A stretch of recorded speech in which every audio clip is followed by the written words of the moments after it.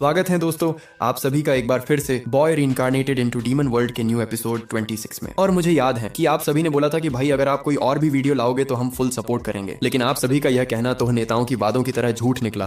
खैर कोई बात नहीं, इसी से तो हमें पता चलती है कि हमारे ऑडियंस, हमारे सब्सक्राइबर्स लॉयल हैं या धोखेबाज। और आप सभी ने अपनी पहचान दिखाने में कोई कसर नहीं छोड़ी। एंड जिन्होंने हमारे दूसरे वीडियो सबको भी प्यार दिया, सपोर्ट दिखाया और हमारे साथ जुड़े रहे, उन सभी दोस्तों को दिल से थैंक यू सो मच। चलिए शुरू करते हैं। रात हो चुकी थी। जो फौजें अभी भी फैंचेंग में थीं, वे सरायों में आराम कर रही थीं। चेन फैन बिना नाम वाले पहाड़ी सिंकहोल के अंदर गुफा नंबर 1 पर लौट आया। हमेशा की तरह वह शहर की दीवार पर एक रॉकिंग चेयर पर बैठा लेम मंकी और उसके साथियों की उत्साहित बातें सुन रहा था। यंग मास्टर, लेम मंकी ने उत्साह से बताया, पहले दिन के नतीजे एकदम सही थे। फैन यू की पहले लेवल की भरोसेमंद फौज के लिए सभी 20 स्लॉट बुक हो गए थे। कुल 1509 स्केलेटन घोड़े और 129 घोस्ट कैमल बिके। गाड़ियां कम बिकी, सिर्फ 7, जिनमें से ज्यादातर क्रेडिट पर थीं। सिर्फ 138 स्केलेटन घोड़े, 39 घोस्ट कैमल और 4 गाड़ी वाले बिके। कैश पेमेंट ठीक 5 लाख घोस्ट मैसेंजर था। बाकी रकम प्लस नेटवर्क शेयर्स और फैन यू के पहले टियर के तहत कुल 22 भरोसेमंद सेनाओं का सपोर्ट सभी घोस्ट मैसेंजर्स को भेजने के बाद डाउ अकाउंट में 22,31,500 हो जाएंगे। लंगड़े बंदर ने ध्यान से उन्हें काफी देर तक गिना, फिर उसकी आवाज थोड़ी कांपने लगी। डाउ अकाउंट में 2 मिलियन से ज्यादा घोस्ट मैसेंजर्स, इस नंबर ने उसे पहले ही चौंका दिया था। उसने कभी सोचा भी नहीं था कि एक दिन वह लाखों की संख्या में घोस्ट मैसेंजर्स को काम करते हुए देखेगा। वांग कोई भी बहुत ज्यादा प्रेशर में था। वह एक लंबे दिन के बाद थक गया था। बस ये जानता था कि बिजनेस फल फूल रहा है। लेकिन जब उसने खास नंबर्स देखे, ये तो कमाल है। वह 1 साल तक क्यूहे रॉयल फैमिली के लिए काम करता था, जिससे उसे 120 घोस्ट मैसेंजर्स मिलते थे। ये घोस्ट मैसेंजर्स क्यूहे रॉयल फैमिली के लिए 18,595 साल की मेहनत के बराबर है। प्रिजन मास्टर, उसने ये कैसे कमाया? ये पिल सेक्ट को खत्म करने से ज्यादा फायदेमंद कैसे है? चेन फैन अपनी रॉकिंग चेयर पर बैठा बिना बोले हिल रहा था और हंस रहा था। पहला दिन बहुत अच्छी शुरुआत। दूसरे दिन सुबह हुई। कैंप में घूमने के बाद चेन फैन गुफा 2 में व्हीकल वर्कशॉप गया। उसने व्हीकल वर्कशॉप को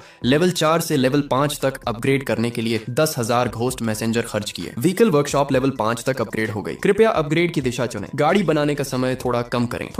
फिर विकल्प आए। गाड़ी बनाने का खर्च कम करें। गाड़ी की एनर्जी की खपत थोड़ी कम करें। एक चुने, समझाने की जरूरत नहीं है। लेवल 5 पर अपग्रेड करने से एक नई बनने वाली गाड़ी अनलॉक होती है, जो व्हीकल वर्कशॉप में उपलब्ध 5वीं गाड़ी है। 5 जायंट टर्टल, बड़ी गाड़ी, सैकड़ों लोगों को ले जा सकती है, धीरे चलती है, बहुत ज्यादा भारी है। इसे बनाने के लिए 1000 घोस्ट स्टोन चाहिए।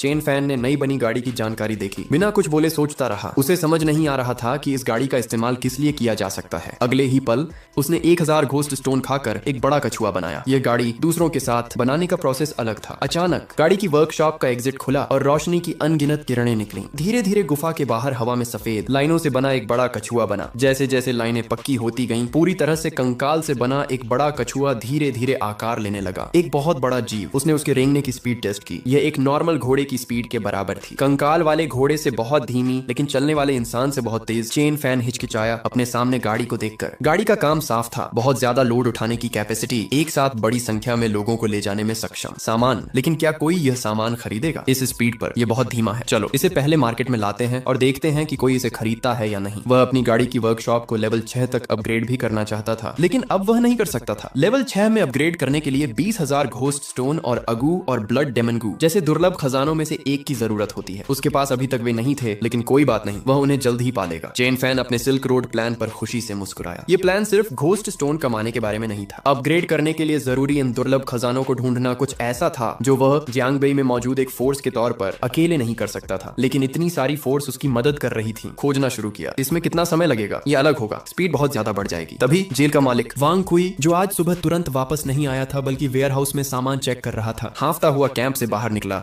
और चेन फैन के पास दौड़ा। वेयर हाउस में घोस्ट बोन लगभग खत्म हो चुकी थी, ज्यादा नहीं बची थी। घोस्ट बोन चली गई। चेन फैन थोड़ा हैरान रह गया। उसने इस सामान के बारे में कभी नहीं सोचा था। कंकाल वाला घोड़ा बनाने के लिए 100 घोस्ट स्टोन और कुछ घोस्ट बोन चाहिए थे, लेकिन उसने बाद वाली जरूरत पर शायद ही कभी ध्यान दिया हो। यह घोस्ट फायर बनाने जैसा था। इसके लिए 3 घोस्ट स्टोन और मुट्ठी भर सूखी घास चाहिए थी। किसी को सूखी घास की परवाह नहीं थी। बारिश, जीली, उसने बहुत सारी घोस्ट बोन हासिल की और उन सभी को वेयर हाउस में स्टोर कर दिया। उसने कभी उम्मीद नहीं की थी कि एक दिन वे खत्म हो जाएंगी। उसने थोड़ा मुंह बनाया। कैंप में इस्तेमाल हुई हर चीज की लिस्ट बनाओ, मैं इसे ले जाऊंगा और फैन यू फैन की दुकान में बेचने के लिए रख दूंगा। तभी वेई वेई ने गुफा से अपना सिर बाहर निकाला। जैसे उसने उनकी बातचीत सुन ली हो। उसने अपना सिर झुकाया और कुछ देर सोचने के बाद चेन फैन के पैरों के पास गई और अपना सिर उसकी जांघ से सटा दिया। दिया। तुम्हारा क्या मतलब है? चेन फैन थोड़ा हैरान हुआ। तुम्हारा मतलब है कि तुम्हें पता है कि बहुत सारी घोस्ट बोन कहाँ हैं? चलो भी। वह मुस्कुराए बिना नहीं रह सका और वेई वेई की पीठ पर लेट गया। वेई वेई उसे घाटी से बाहर ले जाए। क्या इस आदमी ने पहाड़ पर इतनी अच्छी चीजें गाड़ दी हैं? रुको। घाटी से बाहर निकलने के बाद चेन फैन उस गुमनाम पहाड़ को देखे बिना नहीं रह सका जो दूर होता जा रहा था और बेसुध होकर सोचने लगा। चेन फैन जल्दी से समुद्र के किनारे पहुंच गया। उसे नीचे रखने के बाद उसने अपने अगले पंजों से तेजी से खुदाई शुरू कर दी। चेन फैन बीच पर अकेला खड़ा था, अपनी जेड की छड़ी पर झुककर क्षितिज को देख रहा था। उसे अंत दिखाई नहीं दे रहा था और उसे नहीं पता था कि दूसरी जमीन कितनी दूर है। बारिश के मौसम के बाद समुद्र शांत था। हल्की हवा और छोटी लहरें थीं। ये घूमने के लिए एकदम सही लग रहा था। वह सब्र से वेई वेई के खुदाई करने का इंतजार कर रहा था, ये जाने बिना कि वह कितना कुछ कर सकती है। क्या उसने कुछ खोदा? जमीन रेतीली नहीं थी, वह गोबी रेगिस्तान था। ये बहुत सख्त था। सिर्फ वेई वेई ही थोड़ी खुदाई कर सकता था। वह निश्चित रूप से नहीं कर सकता था। लगभग 1 कप चाय बनाने में लगने वाले समय के बाद वेई वेई गड्ढे से बाहर निकला और उत्साह से उसे नीचे आने के लिए बुलाया। चलो। चेन फैन वेई वेई के पीछे गड्ढे में चला गया। हर बार जब वह वेई वेई के साथ गड्ढा खोदता तो उसे हमेशा ऐसा लगता जैसे वह कब्र खोद रहा हो। इस बार गड्ढा बहुत गहरा नहीं था। वे जल्दी से नीचे पहुंच गए। नीचे का हिस्सा खुल गया, जैसे जमीन के नीचे कोई गुफा हो। आसपास कोई चमकदार चीज नहीं थी, सिर्फ दरवाजे से आने वाली कुदरती रोशनी नीचे को रोशन कर रही थी, जिससे वह मुश्किल से अपने पैरों के नीचे भूतियां हड्डियां देख पा रहा था। जहां तक आसपास का माहौल पूरी तरह से धुंधला था। गुफा का साइज पता नहीं था। वहां एकदम अंधेरा था और अंदर कुछ भी गड़बड़ नहीं लग रहा था। थोड़ा सावधान होकर चेन फैन ने अपनी जेड की छड़ी को कसकर पकड़ा और अपने बगल में वेई वेई को थपथपाया। उसे थोड़ा और आराम महसूस हुआ। उसकी आंखें अंधेरे में घूम गईं। मुझे ऊपर ले चलो, उसने कहा। मुझे सच में घूमना फिरना पसंद नहीं है, यहाँ कुछ गड़बड़ लग रही है। अगले ही पल गुफा अचानक एक तेज रोशनी से जगमगा उठी। रोशनी की एक किरण ने चेन फैन और वेई वेई को गुफा के दरवाजे से जोर से बाहर धकेल दिया और उन्हें आसमान में उड़ने के लिए तैयार किया। धमाका! वेई वेई ने अपना हाथ उठाया और रोशनी की किरण को नीचे मारा,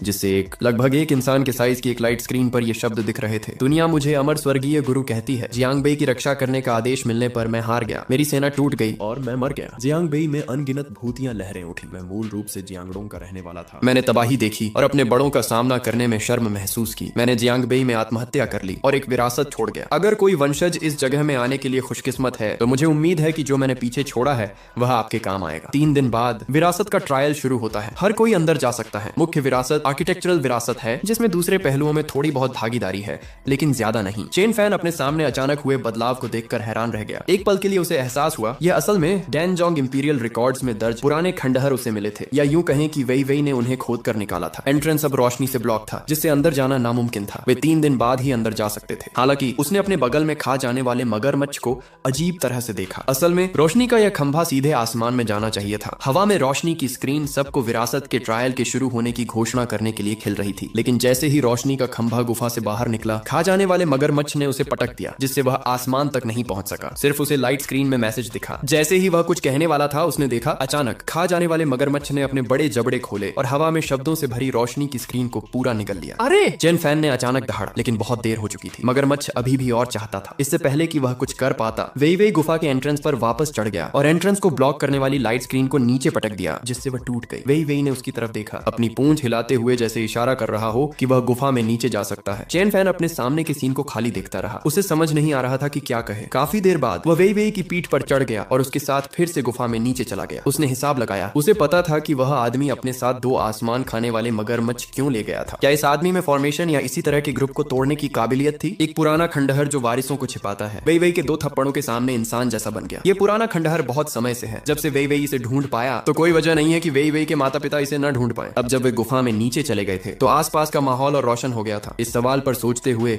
उसने ध्यान से अपने आसपास देखा। क्या ऐसा हो सकता है कि वह व्यक्ति इस पुराने खंडहर को नहीं चाहता था? फिर उसने गुफा के अंदर 4 लाइट स्क्रीन को देखा। पहली लाइट स्क्रीन पर टेक्स्ट की एक लाइन थी, दुनिया मुझे अमर स्वर्गीय गुरु कहती है। इस बार जो विरासत छोड़ी गई है वह मुख्य रूप से आर्किटेक्ट्स के लिए है, इसलिए टेस्ट और इसका मुख्य कंटेंट भी आर्किटेक्ट्स के बारे में है। पहला लेवल, कौन सा मटेरियल एक छिपा हुआ यूनिवर्सल मटेरियल है जिसका इस्तेमाल ज्यादातर बिल्डिंग्स को अपग्रेड करने और बनाने के लिए किया जा सकता है? इसी लाइट स्क्रीन पर लिखें। अगले लेवल में जाने और इनाम पाने के लिए सही जानकारी डालें। लिमिटेड क्वांटिटी, पहले आओ पहले पाओ। चेन फैन की आंखों में थोड़ी उलझन सी दिखी। पहला लेवल पहले से ही मुश्किल है। उसे सच में यह नहीं पता था। ऐसा लगता है कि पिछली इटर्नल नाइट के बाद बहुत सारी जानकारी खो गई थी। वह केवल वेई वेई पर ही अपनी उम्मीदें लगा सकता था। शायद वेई वेई ने चेन फैन की भावनाओं को समझ लिया था। इस समय वह बहुत शरारती लग रहा था। वह धीरे धीरे लाइट स्क्रीन के पास गया, अपना हाथ उठाया और एक जोरदार हमला किया। धमाका! लाइट स्क्रीन टूट गई और इस तरह चेन फैन दूसरे लेवल में घुस गया। दूसरे लेवल एरिया में जमीन पर 40 या 50 पत्थर रखे थे। हर एक लाइट स्क्रीन से घिरा हुआ था। उसने उन्हें उठाने की कोशिश की लेकिन उठा नहीं सका। पहला लेवल पार करने पर उसे एक पत्थर उठाने का मौका मिला। वह नॉर्मल लेवल पार नहीं कर पाया था, इसलिए कोई भी पत्थर प्रोटेक्टिव लाइट स्क्रीन से नहीं बच पाया था। लेकिन वेई वेई ने हर पत्थर पर थप्पड़ मारा जिससे उनके प्रोटेक्टिव शेल टूट गए और वे उठाने के लिए अवेलेबल हो गए। चेन फैन को कुछ अजीब लगा, यहाँ तक कि थोड़ी शर्मिंदगी भी हुई जब उसने पत्थर उठाकर उसकी सतह देखी। एक पुराने पावर हाउस ने मरने से पहले एक विरासत रखी थी जिसका मकसद वंशज बनाना था। वह बस एक चीट कोड की तरह घुस आया था और सारी विरासत खुद ही ले गया। क्या यह थोड़ा गलत नहीं था? वेई वेई के तरीके बहुत अजीब थे। क्या वह पुराने खंडहरों का नेचुरल दुश्मन नहीं था? लेवल 4 का घोस्ट स्टोन पूरी तरह नीला था, गहरे समुद्र जैसा, जिसमें एक गहरा अंडरटोन और गहरा रहस्य था। हर 1000 घोस्ट स्टोन के बराबर है। कुल मिलाकर लगभग 45,000 घोस्ट स्टोन है। बहुत बढ़िया, वह मुस्कुराया। उसे गलत फायदा मिलने का यह एहसास बहुत अच्छा लगा। उसे मानना पड़ा, सीनियर सच में कुछ और ही था। 2 खाने वाले मगरमच्छों के साथ यह और भी मजेदार होगा। वेई वेई ने सारे घोस्ट स्टोन निगल ली। वह उन सबको उठा नहीं सकता था, लेकिन वेई वेई के पेट में एक पोर्टेबल रिंग के बराबर बड़ी जगह थी। दूसरे लेवल में भी एक टेस्ट था। दूसरे लेवल में 3 सांसों के अंदर घोस्ट फायर बनाना था। इसे पूरा करने पर अगले लेवल में एंट्री और इनाम मिलता था। पहले आओ पहले पाओ, लिमिटेड क्वांटिटी। वह यह और भी तेजी से कर सकता था, लेकिन वेई वेई के आसपास होने से वह उन 3 घोस्ट स्टोन को बर्बाद नहीं करना चाहता था। थप्पड़। वेई वेई ने अपना हाथ उठाया और फिर से थप्पड़ मारा। लाइट स्क्रीन टूट गई जिससे जमीन पर रखे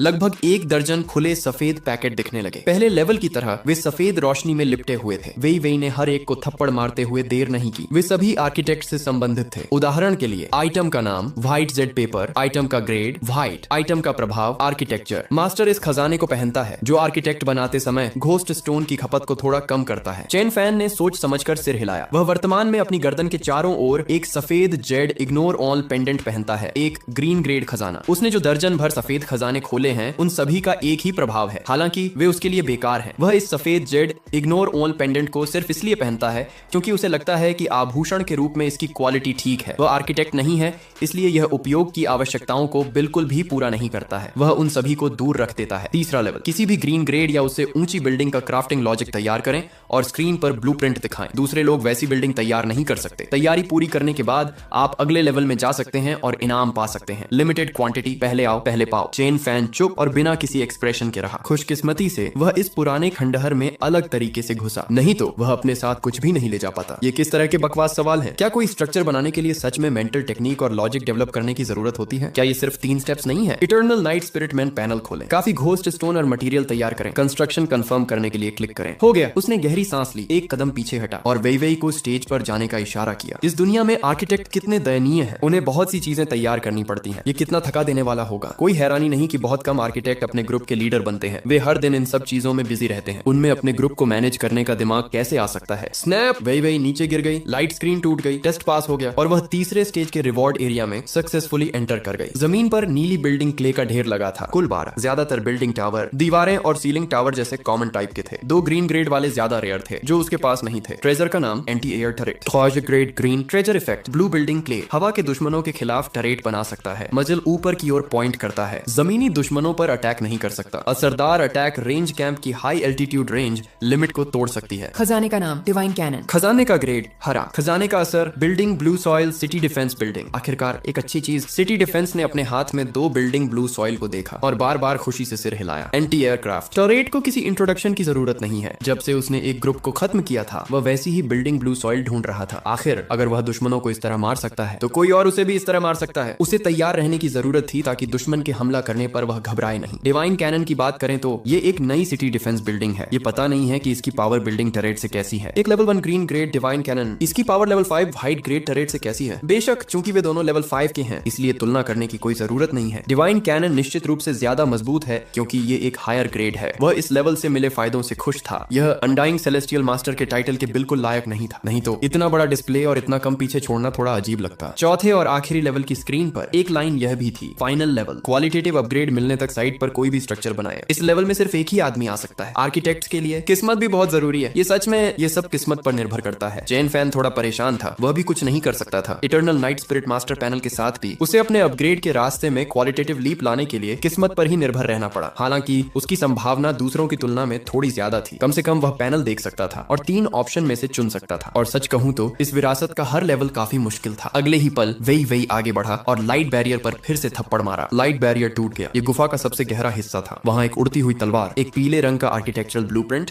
और एक अंगूठी पड़ी थी जो सब सफेद रोशनी में लिपटे हुए थे। वेई वेई ने उन सभी को फिर से थप्पड़ मारा। ये विरासत काफी शुरुआती थी, या यूं कहें ये उस तरह की विरासत नहीं थी जिसकी पहले से प्लानिंग की गई थी। ये कुछ ऐसा था जैसे कोई शहर के गिरने और सबके मरने से पहले जल्दी जल्दी अपने लिए एक काम चलाऊ कब्र खोद रहा हो, ये पक्का करते हुए कि उनकी लाश भूतों के खाने से बच जाए और साथ ही कुछ पीछे भी छोड़ जाए। उसने सबसे पहले तलवार अपने हाथ में ली। सच कहूं तो इस विरासत में उसे जिस चीज की सबसे ज्यादा उत्सुकता थी वह असल में विरासत का तरीका था। उदाहरण के लिए एक लाइट स्क्रीन पर शर्तें तय करना, और जब चैलेंजर शर्तें पूरी करता है तो लाइट स्क्रीन अपने आप सफलता तय करती है और उसे पहचानती है, फिर उसी के हिसाब से एक्शन लेती है। पूरा लॉजिक असल में एक कंप्यूटर जैसा है। अगर उसे यह मिल जाता तो इंपीरियल गार्ड के तरीके पर नजर रखना बहुत आसान हो जाता, जिसमें भविष्य में उसकी ताकत बढ़ना भी शामिल है। डिपार्टमेंट के बीच तालमेल बहुत आसान और तेज हो जाएगा और भीड़ जुटाना भी ज्यादा असरदार होगा। वह पहले से ही तलवार चलाने की तकनीक से अच्छी तरह वाकिफ है, जो जानकारी पर आधारित तरीका है। मुख्य तलवार की तुलना में जानकारी रिकॉर्ड करने का एक ज्यादा एडवांस्ड तरीका है। यह ज्यादा समय तक जानकारी स्टोर कर सकता है और जानकारी समय के साथ खोएगी नहीं। तलवार हाथ में पकड़े ही उसके दिमाग में तुरंत एक सीन आया। यह एक तलवार चलाने की तकनीक थी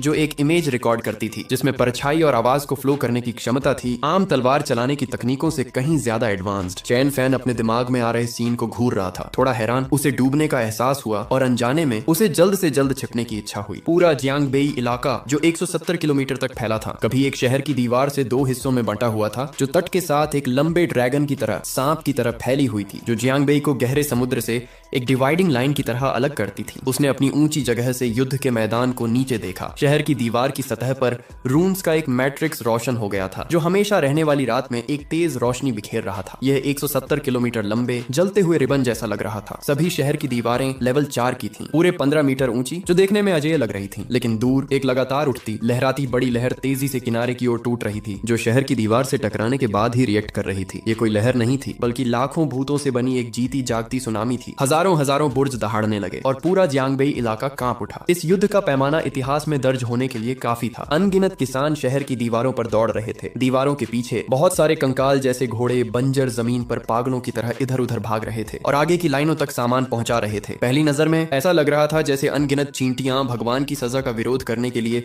शहर की दीवारों से चिपकी हुई हैं। लेकिन इस समय तक युद्ध खत्म होने वाला था। शहर की दीवारें, जो असल में एंटीना थीं, कई जगहों पर पहले ही टूट चुकी थीं। ज्यादा से ज्यादा भूतियां मांदे बंजर जमीन में घुस गईं और पीछे के लॉजिस्टिक्स कर्मचारियों को मारना शुरू कर दिया। ये युद्ध 1000 साल पहले, क्योंकि उसने नेमलेस माउंटेन देखा था। नेमलेस माउंटेन तब भी मौजूद था। उस समय नेमलेस माउंटेन में सिंकहोल नहीं था और समुद्र तट आज से बहुत अलग नहीं दिखता था। चैन फैन ने शांति से अपने सामने के दृश्य को महसूस किया, चुप रहा। वह लेवल 4 की शहर की दीवारों पर पैटर्न को धुंधला धुंधला देख सकता था। वे एक जैसे नहीं थे। अगर उसका मतलब था अगर, तो ये शहर की दीवारें सभी एक जैसे भूतिया गुफा पैटर्न से सजी हुई थीं। इतने सारे भूतिया हमलों के तहत वे दीवारों को और मजबूत बनाने के लिए बहुत सारी भूतिया गुफाओं को सोख सकती थीं। इस तरह युद्ध के जरिए युद्ध को बनाए रख सकती थीं। 170 किलोमीटर के एक जैसे पैटर्न कोई भी आर्किटेक्ट ऐसा नहीं कर सकता था। हेवनली पेविलियन भी नहीं। एक और दोस्तों, अगर मैं कोई रियल एनिमे एक्सप्लेन करना चाहता हूं तो कमेंट करके बताइए मैं किस टाइप की एनिमे एक्सप्लेन करूं जो आप सभी को पसंद आए। दोस्तों, नेक्स्ट एपिसोड के लिए वीडियो को लाइक करके चैनल को सब्सक्राइब कर लीजिए एंड नोटिफिकेशन बेल को ऑल पर सेलेक्ट कर लीजिएगा, क्योंकि बिना नोटिफिकेशन बेल को ऑल पर सेलेक्ट किए अगली वीडियो का नोटिफिकेशन नहीं जाएगा। और दोस्तों, वीडियो को हाइप जरूर कर दीजिएगा। Love you, take care and bye bye.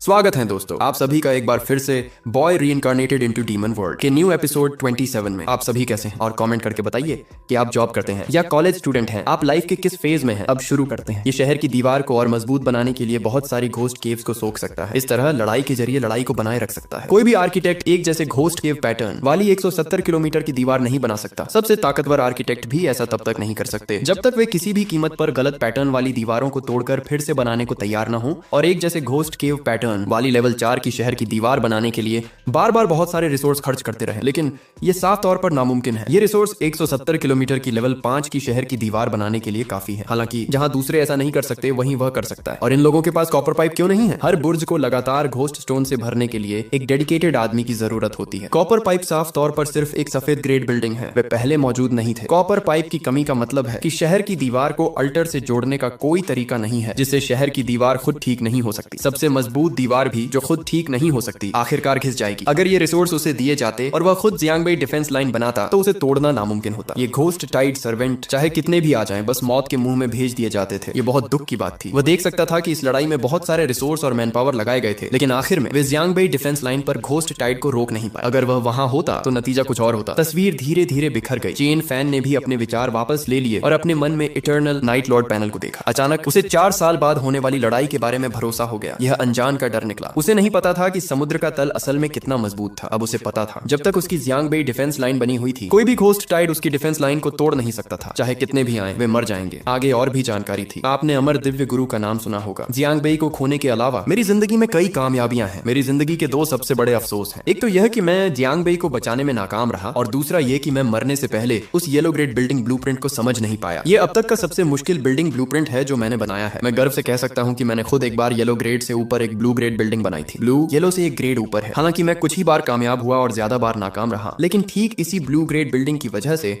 मुझे सेलेस्टियल मास्टर का टाइटल मिला। मैंने कई येलो ग्रेड बिल्डिंग बनाई है, कुछ गाड़ियों की वर्कशॉप से भी आसान और कुछ ज्यादा मुश्किल स्टार गेजिंग प्लेटफॉर्म, लेकिन येलो ग्रेड बिल्डिंग ब्लूप्रिंट जो मैं अपनी मौत तक अपने साथ लेकर चला, ये दिखाता है कि आप आर्किटेक्चर में काफी माहिर हैं। अगर एक दिन आप मेरे छोड़े हुए इस बिल्डिंग ब्लूप्रिंट को समझ गए तो यह मेरी जिंदगी के एक अफसोस को दूर करने के लिए काफी होगा। चेन फैन ने अपने हाथ में येलो ग्रेड बिल्डिंग ब्लूप्रिंट को थोड़े अजीब एक्सप्रेशन से देखा। कागज सिकाड़ा के पंख जितना पतला था और उस पर एक बिल्डिंग बनी हुई थी जो काफी कॉम्प्लेक्स लग रही थी। खैर, यह बिल्डिंग टावर या शहर की दीवारों से कम कई गुना ज्यादा कॉम्प्लेक्स थी। इसे समझना मुश्किल लग रहा था, लेकिन अच्छी बात यह थी कि वह कोई आर्किटेक्ट नहीं था। ब्लूप्रिंट पैनल पर साफ साफ लिखा हुआ था और वह उसे एक नजर में समझ सकता था। हालांकि चेन फैन को थोड़ा अफसोस हुआ, काश वह ब्लू ग्रेड बिल्डिंग का ब्लूप्रिंट भी अपने साथ ले जा पाता। उसे कैंप की अभी की हालत के बारे में भी पता चलने दो। अभी तक कैंप में सिर्फ एक येलो ग्रेड बिल्डिंग है, व्हीकल वर्कशॉप। उसने नहीं देखा है कि ब्लू ग्रेड बिल्डिंग का क्या असर होता है। उसे अपना दायरा बढ़ाने दो। ब्रीडिंग कैंप अब कुछ बड़ा लगता है, लेकिन इसकी नींव में अभी भी कुछ कमी है। सबसे साफ बात यह है कि कैंप की मुख्य बिल्डिंग अभी भी ज्यादातर व्हाइट ग्रेड की है। ग्रीन बिल्डिंग कम है। सिर्फ एक ग्रीन बिल्डिंग है, एक वेयर हाउस, और सिर्फ एक येलो बिल्डिंग है, व्हीकल वर्कशॉप। बिल्डिंग का लेवल जरूरी है, लेकिन ग्रेड और भी ज्यादा जरूरी है। वेयर हाउस को ही उदाहरण के तौर पर लें, चाहे वह मशीन वाले स्ट्रक्चर का असर हो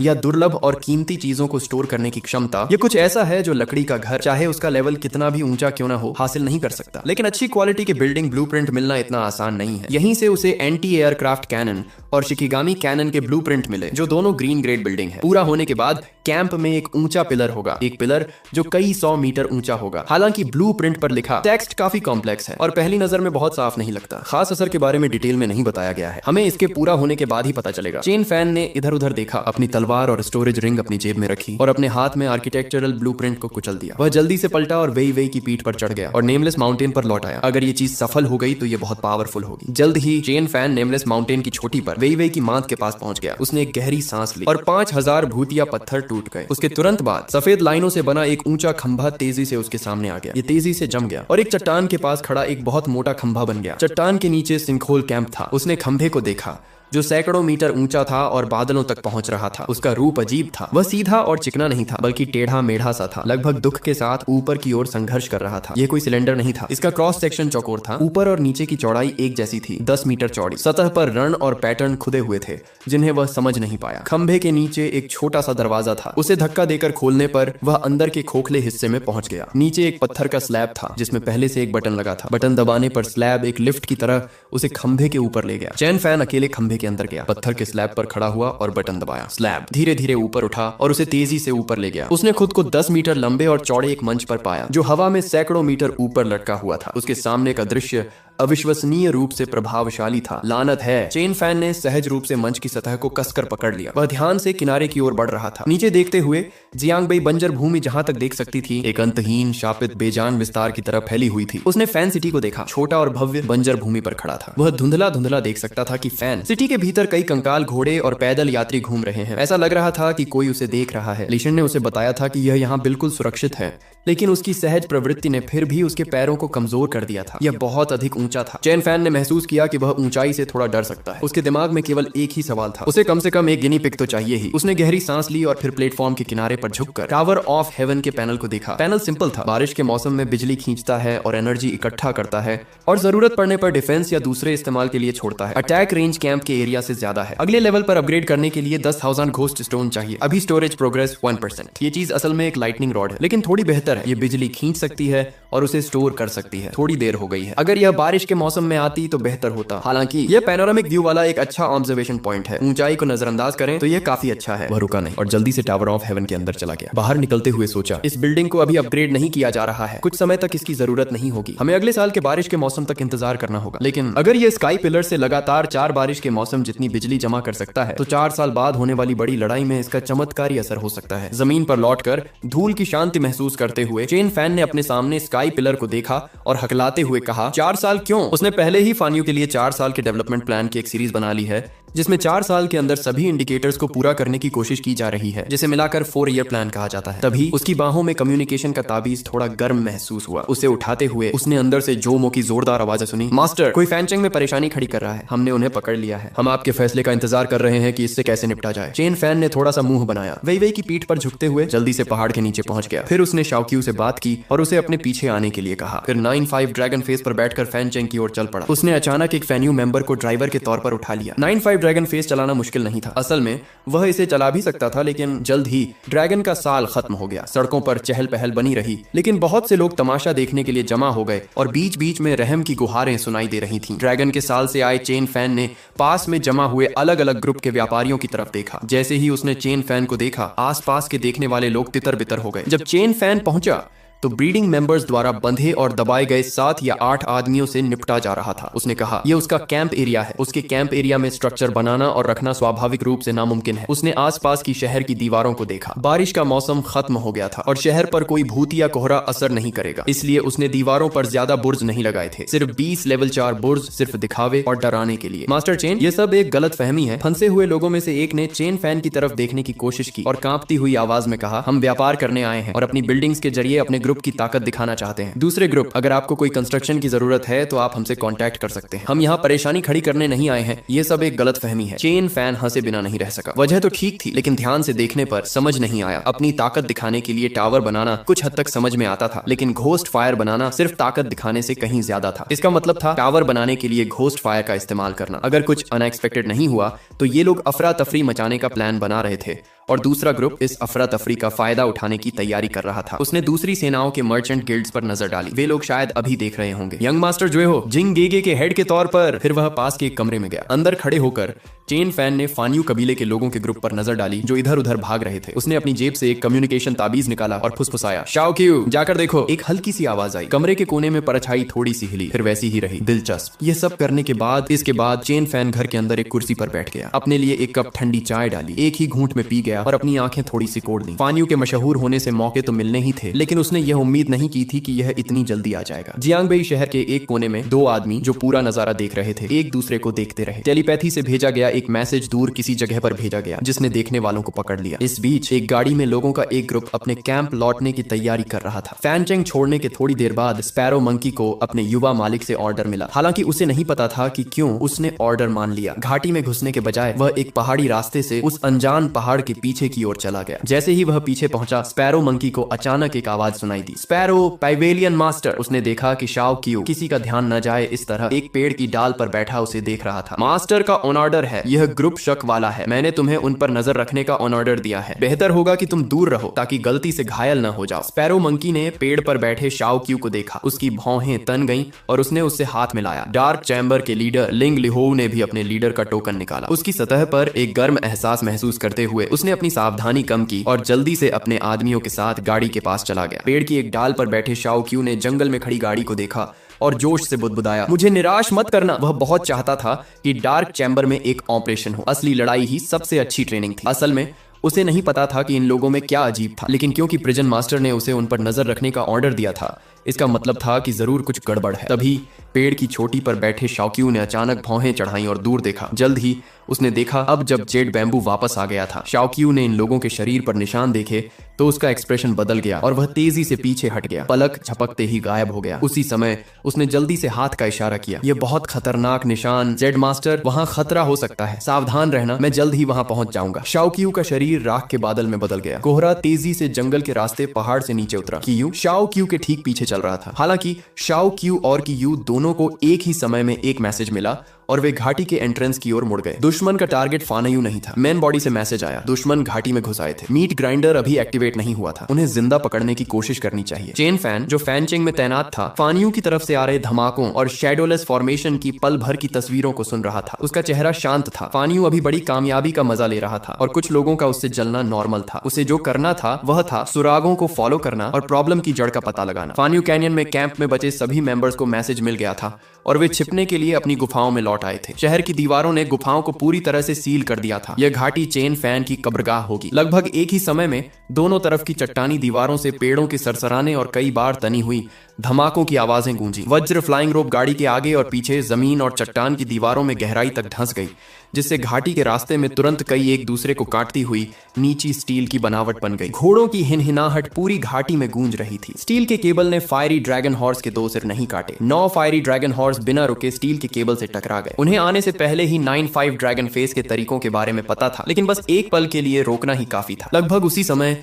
एक और ग्रुप ने गाड़ी के सामने बैठे अस्तबल के लोगों पर एक बहुत ही अजीब एंगल से छोटे, मोटे और जहरीले आर्मर पियर्सिंग क्रॉसबो बोल्ट की बौछार कर दी। अस्तबल के लोग तुरंत मर जाते। असली त्रुप का पत्ता उसके ठीक पीछे था। क्रॉसबो बोल्ट लगने से पहले चट्टान की दीवार से चिपके हुए हथियारों का ग्रुप अचानक चट्टान की दीवार से उछला और फ्री फॉल से भी तेज स्पीड से खिड़की से गाड़ी में घुस गया, जिससे धुंधली तस्वीरों की एक सीरीज बन गई। हत्या का पूरा प्रोसेस पहले आधे लॉक के बाहर निकलने से लेकर हथियारों के गाड़ी में घुसने तक बस एक सांस में हुआ। जो घाटी पहले खाली थी वह तुरंत भर गई। उसने अपना सिर घुमाया, पर्दा उठाया और गाड़ी में देखा। क्या मास्टर से मिलना ठीक है? ठीक है। गाड़ी बहुत खाली थी। चेन फैन कुर्सी पर बैठा था, हाथों में जेड की छड़ी पकड़े हुए धीरे धीरे चाय पी रहा था। उसके बगल में 4 लेवल 3 तलवार के टावर और एक हथियारों का ग्रुप जो गाड़ी में घुसा था अब खून से लथपथ पड़ा था। हालांकि Jiwu Longmian heaven and earth chess sport mode को एक्टिवेट किए बिना हमला नहीं कर सकता था। इसका मतलब यह नहीं था कि वह गाड़ी के अंदर तलवार का टावर नहीं बना सकता था। लीडर चट्टान की दीवार से चिपका हुआ उस घुड़सवार को देख रहा था जिसे जिवू लॉन्गमियन ने अचानक उठा लिया था और चुप। जिवू लॉन्गमियन! उसका दिल जोर से धड़क उठा। वह जानता था कि मिशन फेल हो गया है। इंटेलिजेंस गलत थी और किसी ने उसे नहीं बताया था। यह देखकर कि उसके पास कुछ करने का कोई मौका नहीं है, वह चट्टान की दीवार पर बिना हिले डुले खड़ा रहा। जिवू लॉन्गमियन और दूसरों के जाने का इंतजार करते हुए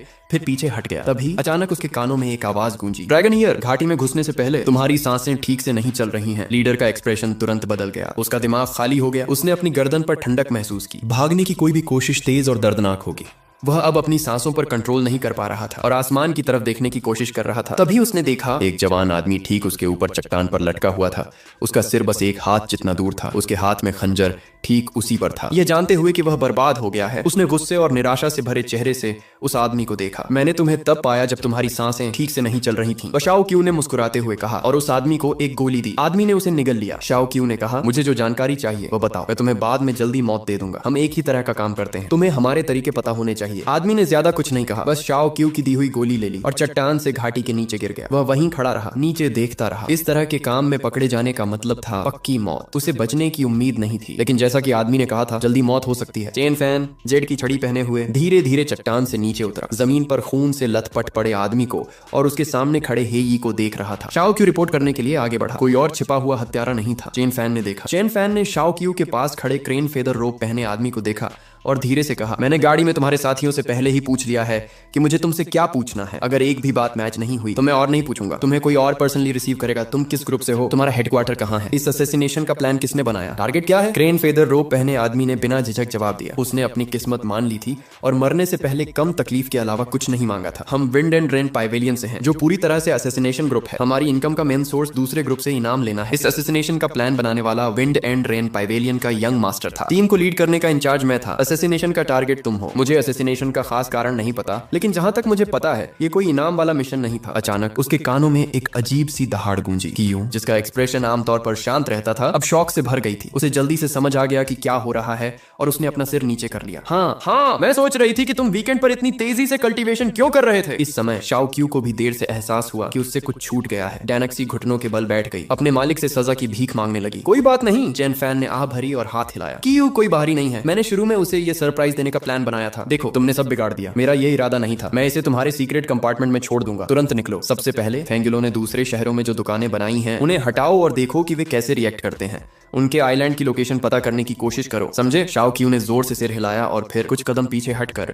वह तेजी से परछाई में गायब हो गया। कि यूं कार में बैठो और मेरे साथ आओ, मैंने तुम्हारे लिए एक गिफ्ट तैयार किया है। फान यू कैंप एक्टिवली अंदरूनी मामलों को सीखता है। चेन फैन कियू को यूनिलिंग पेवेलियन में ले गया। जैसे ही कियू ने यूनिलिंग पेवेलियन देखा, उसकी सांसें अचानक तेज हो गईं। उसने यूनिलिंग पेवेलियन के बारे में सिर्फ कहानियों में सुना था। कहा जाता था कि जल्द ही चेन फैन कियू को यूनिलिंग पेवेलियन की गहराई में ले गया। एक दीवार के सामने खड़े होकर उसने हवा में भांग की रस्सी से लटके एक बांस के स्क्रॉल को देखा। बांस के स्क्रॉल की सतह पर गंदी तलवार की एनर्जी से डायरी लिखा हुआ था। पहली नजर में ये कुछ खास नहीं लगा, लेकिन करीब से देखने पर कोई भी उस लिखावट में मौजूद स्पिरिचुअल पावर और तलवार की एनर्जी को महसूस कर सकता था। उसने धीरे से कहा, मुझे पता है कि तुम्हारे पास कोई है जिसे तुम्हें मारना है, मैं तुम्हें रोकूंगा नहीं। पिछले 1 महीने से तुम हर दिन घर पर प्रैक्टिस कर रहे हो, वीकेंड पर वे बहुत तेजी से बेहतर हुए हैं। तुम तलवार चलाने वाले हो, ये तुम्हारे लिए एक तोहफा है। तुम्हें अपने हाथों का इस्तेमाल करने की जरूरत नहीं है। लेकिन इससे पहले कि वह अपनी बात पूरी कर पाता, कि यूबांस को फिसलते देखकर तुरंत हैरान रह गया, जैसे कोई जादू कर रहा हो। वह अनजाने में पीछे की ओर उड़ गया। पलक झपकते ही स्पिरिट ट्रांसपोर्ट पैवेलियन से गायब हो गया, खून और कटे फटे मांस का निशान छोड़ते हुए सीधे अल्टर पर गिरा। चेन फैन बिना किसी भाव के स्पिरिट ट्रांसपोर्ट पैवेलियन के फर्श को देखता रहा, जहां खून का एक लंबा निशान बना था। वह पैवेलियन के बाहर की ओर बढ़ा। मर नहीं सकते दोस्त, तुमने सच में इसे अपने नंगे हाथों से छूने की हिम्मत की? उसका जेट स्टाफ उसे लेवल 3 शहर की दीवार जैसा बचाव देता है। वह भी इस हमले का सामना नहीं कर सका। क्या तुम्हें लगता है कि तुम्हारा शरीर लेवल 3 शहर की दीवार से ज्यादा मजबूत है? वेदी के अंदर कीयू पहले ही बेहोश हो चुकी थी। उसने कीयू का हाथ पकड़ा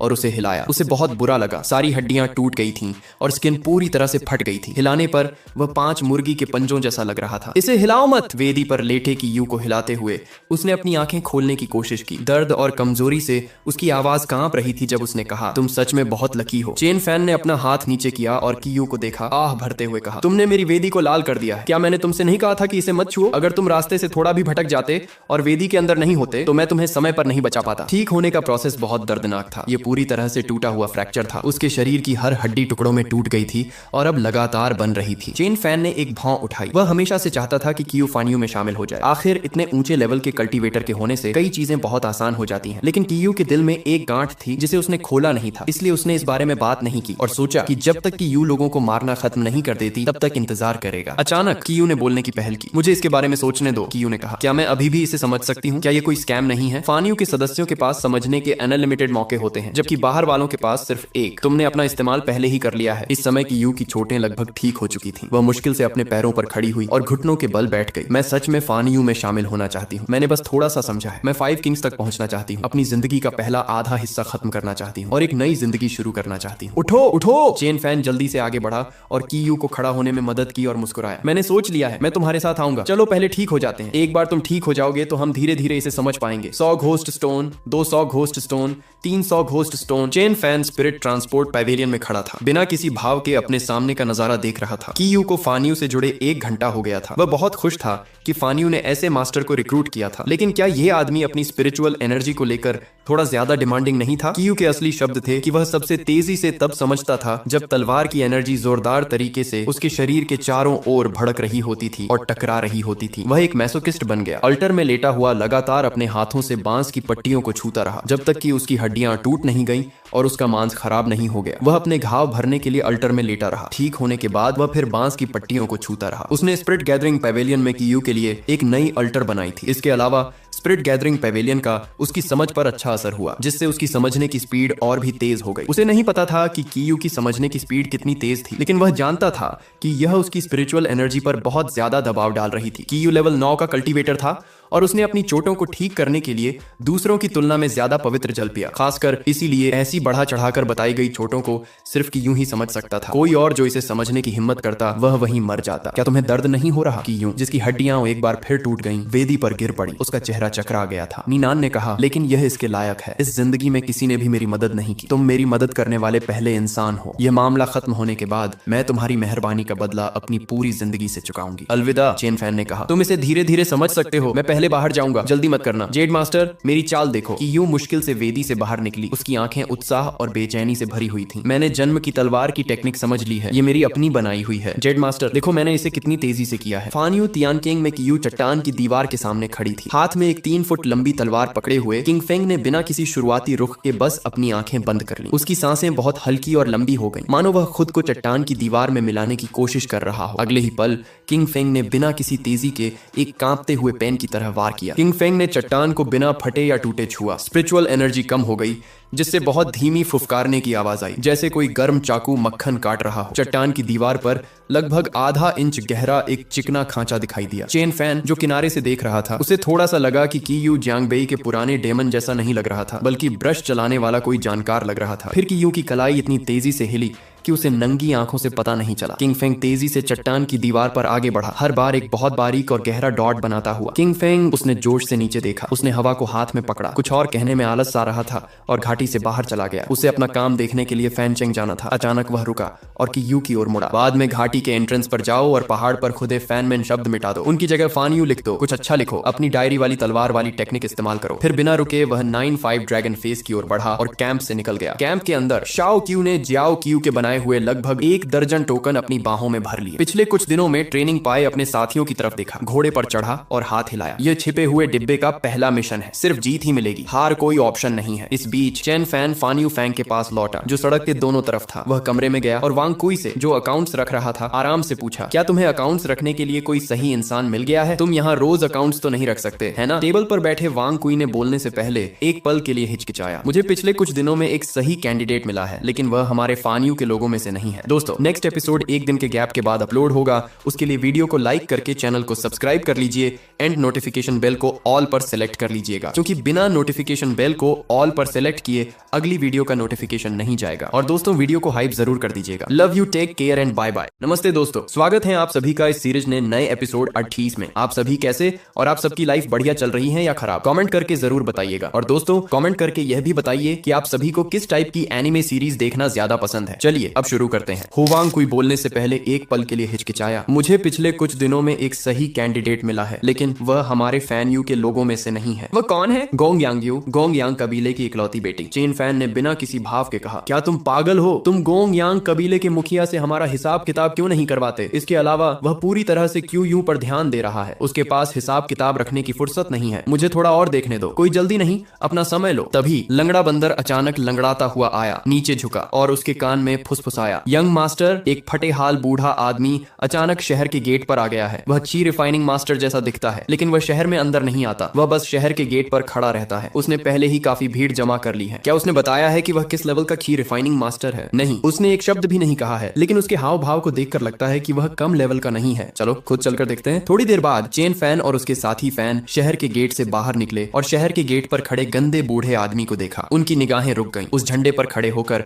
वह धीरे से बुदबुदाया, जुनून की आग अभी भी बुझी नहीं है। लियांग मुएर की पत्नी की तलाश में एक टूटा हुआ हथौड़ा जमीन पर पड़ा है, दूसरी छत पर जा रहे हैं, मौत के शोर के बीच अपनी जान बेच रहे हैं। चेन फैन फटे हाल बूढ़े आदमी के पास गया और पूछा। बूढ़े आदमी ने, उसकी पलकें झुकी हुई थीं, बिना ऊपर देखे अपने कपड़ों से एक भिखारी का चिकन निकाला, एक पैर फाड़ा, उसे अपने चिकने मुंह में ठूंस लिया। उसके हाथों से रस बह रहा था और बेरुखी से कहा, मैं अपना नाम बहुत पहले भूल गया था, मुझे बस इतना पता है कि लोगों ने मुझे एक टाइटल दिया था, कुछ कुछ जियांगडोंग के लॉर्ड लू जैसा। अचानक भीड़ में से हैरानी से आहें निकलने लगीं। अगले ही पल, हे भगवान, ये जियांगडोंग के लॉर्ड लू हैं। कहा जाता है कि वह कभी गुआनझोंग मैदान के एक ऊंचे लेवल के क्यूई रिफाइनर थे, बाद में जियांगडोंग में बस गए और अपनी ताकत बनाई। वह जो खजाने बनाते हैं वे सभी बहुत बढ़िया होते हैं। सच में मुझे यहाँ जियांगडोंग के लॉर्ड लू से मिलने की उम्मीद नहीं थी। मैंने सुना है कि जियांगडोंग के लॉर्ड लू कोई भी खजाना ऊंची कीमत पर बेच सकते हैं। भीड़ के हर कोने से आवाजें गूंज रही थीं। पहाड़ से रास्ता रोकते हुए वहां खड़े बूढ़े आदमी ने मजाक उड़ाया, मार्शल, दुनिया के कुछ आम नाम बताने लायक नहीं है। उसने और कुछ नहीं कहा। तभी जोमो अपने आदमियों को शहर के गेट से बाहर ले गया और चेन फैन के पास गया। उसके कान में एक मैसेज फुसफुसाया। चेन फैन का एक्सप्रेशन धीरे धीरे अजीब होता गया। उसने जमीन पर पालथी मारकर बैठे बूढ़े आदमी को देखा। जोमो की रिपोर्ट सुनने के बाद उसे अचानक एहसास हुआ कि उसने इस दुनिया के लोगों को कम आंका था। तो तुम यहाँ फैन यू से मिलने आए हो? बूढ़े आदमी ने अपना सिर हिलाया। सच में नहीं, उसने अपने मुंह में रखी चिकन की की हड्डी फेंक दी और आलस से जमीन पर लेट गया और बोला, मैंने सुना है कि फैन यू आजकल बहुत पॉपुलर है, इसलिए मैं ये देखने आया था कि मास्टर चेन यू कैसे इंसान है। आज उन्हें देखने के बाद वे सच में बहुत इंप्रेसिव हैं। क्यूई कल्टीवेटर को अपने ग्रुप के लिए काम करना होता है। मेरा पिछला ग्रुप अपने आलसी मैनेजमेंट की वजह से टूट गया था। अगर मास्टर चेन यू ज्यादा कीमत दे सकते हैं तो रहना तो बनता है, लेकिन मास्टर चेन यू, आपके पास बोली लगाने का सिर्फ एक ही मौका है। अगर कीमत सही नहीं हुई तो मैं आपका ऑफर दोबारा नहीं सुनूंगा। दूसरी कीमत ऐसे। चेन फैन अचानक हंसा, मेरे साथ अंदर आओ, मैं तुम्हें एक ऐसी कीमत दूंगा जिसे तुम अकेले में मना नहीं कर पाओगे, कैसा रहेगा? ठीक है। बूढ़ा आदमी उछलकर खड़ा हुआ और चेन फैन के पीछे फैन सिटी में चला गया। फैन सिटी के एक कमरे में चेन फैन एक कुर्सी पर बैठा था। उसके हाथ में गर्म चाय का कप था और वह अंदर खड़े बिखरे हुए बूढ़े आदमी को देख रहा था। काफी देर रुकने के बाद वह आखिरकार मुस्कुराया। क्या मैं पूछ सकता हूँ कि आप किस लेवल के क्यूई रिफाइनर हैं सीनियर? लेवल 9। बहुत अच्छा। चेन फैन ने मुस्कुराते हुए सिर हिलाया। लेवल 9 का क्यूई रिफाइनर फैन यू की जरूरतों को पूरी तरह से पूरा करता है। उन गोब्लिन को आखिरकार एक मास्टर मिल गया है जो उन्हें ढालेगा। क्या तुमने अभी नहीं कहा था कि मेरे पास कीमत बताने का सिर्फ एक ही मौका था? अगर इस बार कीमत सही नहीं हुई तो तुम वापस जाकर चले जाओगे, है ना? अब मैं तुम्हें एक कीमत बताता हूँ। 3 सांसों के अंदर घुटने टेको और फैन यू के साथ हो जाओ। अंदर खड़ा बूढ़ा आदमी जिसके फटे कपड़ों से बदबू आ रही थी, यह सुनकर तुरंत काला पड़ गया। मास्टर चेन यू, क्या तुम्हें लगता है कि जियांगरोंग के लॉर्ड लू का मेरा टाइटल मुझे अचानक मिल गया? या तुम्हें लगता है कि मैं सिर्फ लेवल 9 का क्यूई कल्टीवेटर इतनी आसानी से बहकाया जा सकता हूँ? क्या तुम सच में मुझसे मौत तक लड़ोगे? चेन फैन ने गुस्से में कहा। हर शब्द साफ था। जब यह बात बाहर आ जाएगी तो दुनिया फैन यू के बारे में क्या सोचेगी? Lord chain you. बूढ़े आदमी ने गहरी सांस ली। उसका एक्सप्रेशन गंभीर था। मान लो कि मैं आज यहाँ नहीं था। बोलना खत्म करने से पहले चेन फैन ने अपना चाय का कप उठाया, एक घूंट लिया और लापरवाही से अपना हाथ हिलाया। 3 सांसें। उसके बगल में खड़े जो मो ने तुरंत अपनी तलवार निकाली, आगे बढ़ने के लिए तैयार। धमाका! इससे पहले कि चेन फैन 3 सांसें कह पाता, बूढ़ा आदमी वहीं घुटनों के बल बैठ गया। उसका चेहरा सम्मान से गंभीर था। जियांगरोंग के लॉर्ड लू, लॉर्ड चेन यू को नमस्ते। मुझे उम्मीद है कि आप भविष्य में मेरा अच्छे से ख्याल रखेंगे। चेन फैन घुटनों के बल बैठे बूढ़े आदमी को देखकर मुस्कुराया। उसे अंदर लाओ, उसने आराम से कहा। अगले ही पल जो मो के आदमी 1 दर्जन से ज्यादा लोगों को पकड़कर करीब 1 दर्जन लोग अंदर आए। उनमें से हर कोई अलग था, लेकिन अगर कोई शहर के गेट पर ध्यान से देखता तो पता चलता कि ये वही लोग थे जो जियांगरोंग के लॉर्ड लू के बारे में चिल्ला रहे थे कि वे कितने शानदार हैं। Master, master! करीब 1 दर्जन लोगों ने घुटनों पर बैठे बूढ़े आदमी को देखा और तुरंत शर्म से सिर झुका लिया। हमने बहुत सावधानी बरती, लेकिन फिर भी हमें पकड़ लिया गया। बेकार! बूढ़े आदमी को अब जाकर एहसास हुआ कि क्या हुआ था। उसने गुस्से से ग्रुप को घूरा। मुझे पता था कि कुछ गड़बड़ हो गई है। तुम इतनी छोटी सी चीज भी नहीं संभाल सकते। बेकार कचरे का झुंड। मैंने तुम्हें इतने लंबे समय तक पाला है, यह तो जानवरों के झुंड को पालने जैसा है। फिर उसने चेन फैन की तरफ देखा, अजीब तरह से सिर खुजलाते हुए और मुस्कुराते हुए। ओम लॉर्ड चेन, अब हमें क्या करना चाहिए? तुम सब नीचे जाओ। चेन फैन ने हाथ हिलाया। मैं इस बूढ़े आदमी से अकेले में बात करूंगा। कमरे के अंदर सिर्फ चेन फैन और बूढ़ा आदमी ही बचे थे। बूढ़े आदमी ने अब दिखावा नहीं किया। हालांकि उसका चेहरा शर्म से भरा हुआ था। वह एकदम सीधा खड़ा था, जैसे एक डीली खुली मसल्स जिसमें एक हिंसक लुक था। ये मसल्स के उभारों से ढका एक बूढ़ा आदमी था। क्या अब तुम्हारा कोई नाम है? हाँ। बूढ़ा आदमी थोड़ा शर्मिंदा हुआ। जाओ शेंगपिंग, मुझे बताओ इस सब दिखावे का क्या मतलब है? मैं बता सकता हूँ कि तुम शुरू से ही फैन यू के लिए यहाँ आए थे। सीधे मुद्दे पर क्यों नहीं आते? बूढ़े आदमी ने अपना सिर खुजलाया और धीरे से कहा, ठीक है, जैसा कि कहा जाता है अच्छी वाइन को भी एडवर्टाइजिंग की जरूरत होती है। अगर मैं यहाँ आकर कहूँ कि मैं फैन यू में शामिल होना चाहता हूँ तो क्या इससे मैं बहुत सस्ता नहीं लगूंगा? मैं कुछ प्रेस्टीज दिखाना चाहता था ताकि मुझे बेहतर कीमत मिल सके। जिस प्रेस्टीज की तुम बात कर रहे हो वह तुम्हारा यह पहनावा है। क्या तुम अक्सर ऐसे ही कपड़े पहनते हो? चेन फैन अपनी कुर्सी पर पीछे झुक गया। बूढ़े आदमी को ऊपर से नीचे तक देखा। मैं आमतौर पर ऐसे कपड़े नहीं पहनता। बूढ़े आदमी ने मजबूती से अपना सिर हिलाया। एक क्यूई कल्टीवेटर के तौर पर ऐसे कपड़े पहनने से हथौड़ा चलाना भी मुश्किल हो जाएगा। मेरे सिर्फ 2 शौक हैं। उनमें से एक है टी हाउस में कहानियां सुनना। उन कहानियों में जो मार्शल आर्ट मास्टर्स हैं उन सभी के पास लीरा के सीधे सादे तरीके ने मुझे सोचने पर मजबूर कर दिया। मैंने खुद को ऐसे कपड़े पहनाए, एक फिल्म एक्सपर्ट की तरह, और फिर तुम्हारी चापलूसी करने के लिए बहुत सारे शिल्स भी ढूंढ लिए। चेन फैन हंसे बिना नहीं रह सका। तुम्हें ये सब किसने सिखाया? असल में मेरे पास एक और स्क्रिप्ट थी, लेकिन मैंने उसका इस्तेमाल नहीं किया। मुझे उसके बारे में बताओ। फैन सिटी आने के बाद मेरे पास एक और स्क्रिप्ट थी जिसमें मेरा अप्रेंटिस दूसरे ग्रुप से होने का नाटक करता था। कई ग्रुप्स ने मुझे भर्ती करने की पागलों की तरह कोशिश की, मुझे ऊंची कीमतें दी ताकि तुम्हें दिखा सकूं मास्टर चेन कि मेरी बहुत डिमांड है। लेकिन इसके बारे में सोचने के बाद मैंने इस स्क्रिप्ट का इस्तेमाल नहीं किया। क्यों? क्योंकि ये ज्यादा दिलचस्प लग रही थी।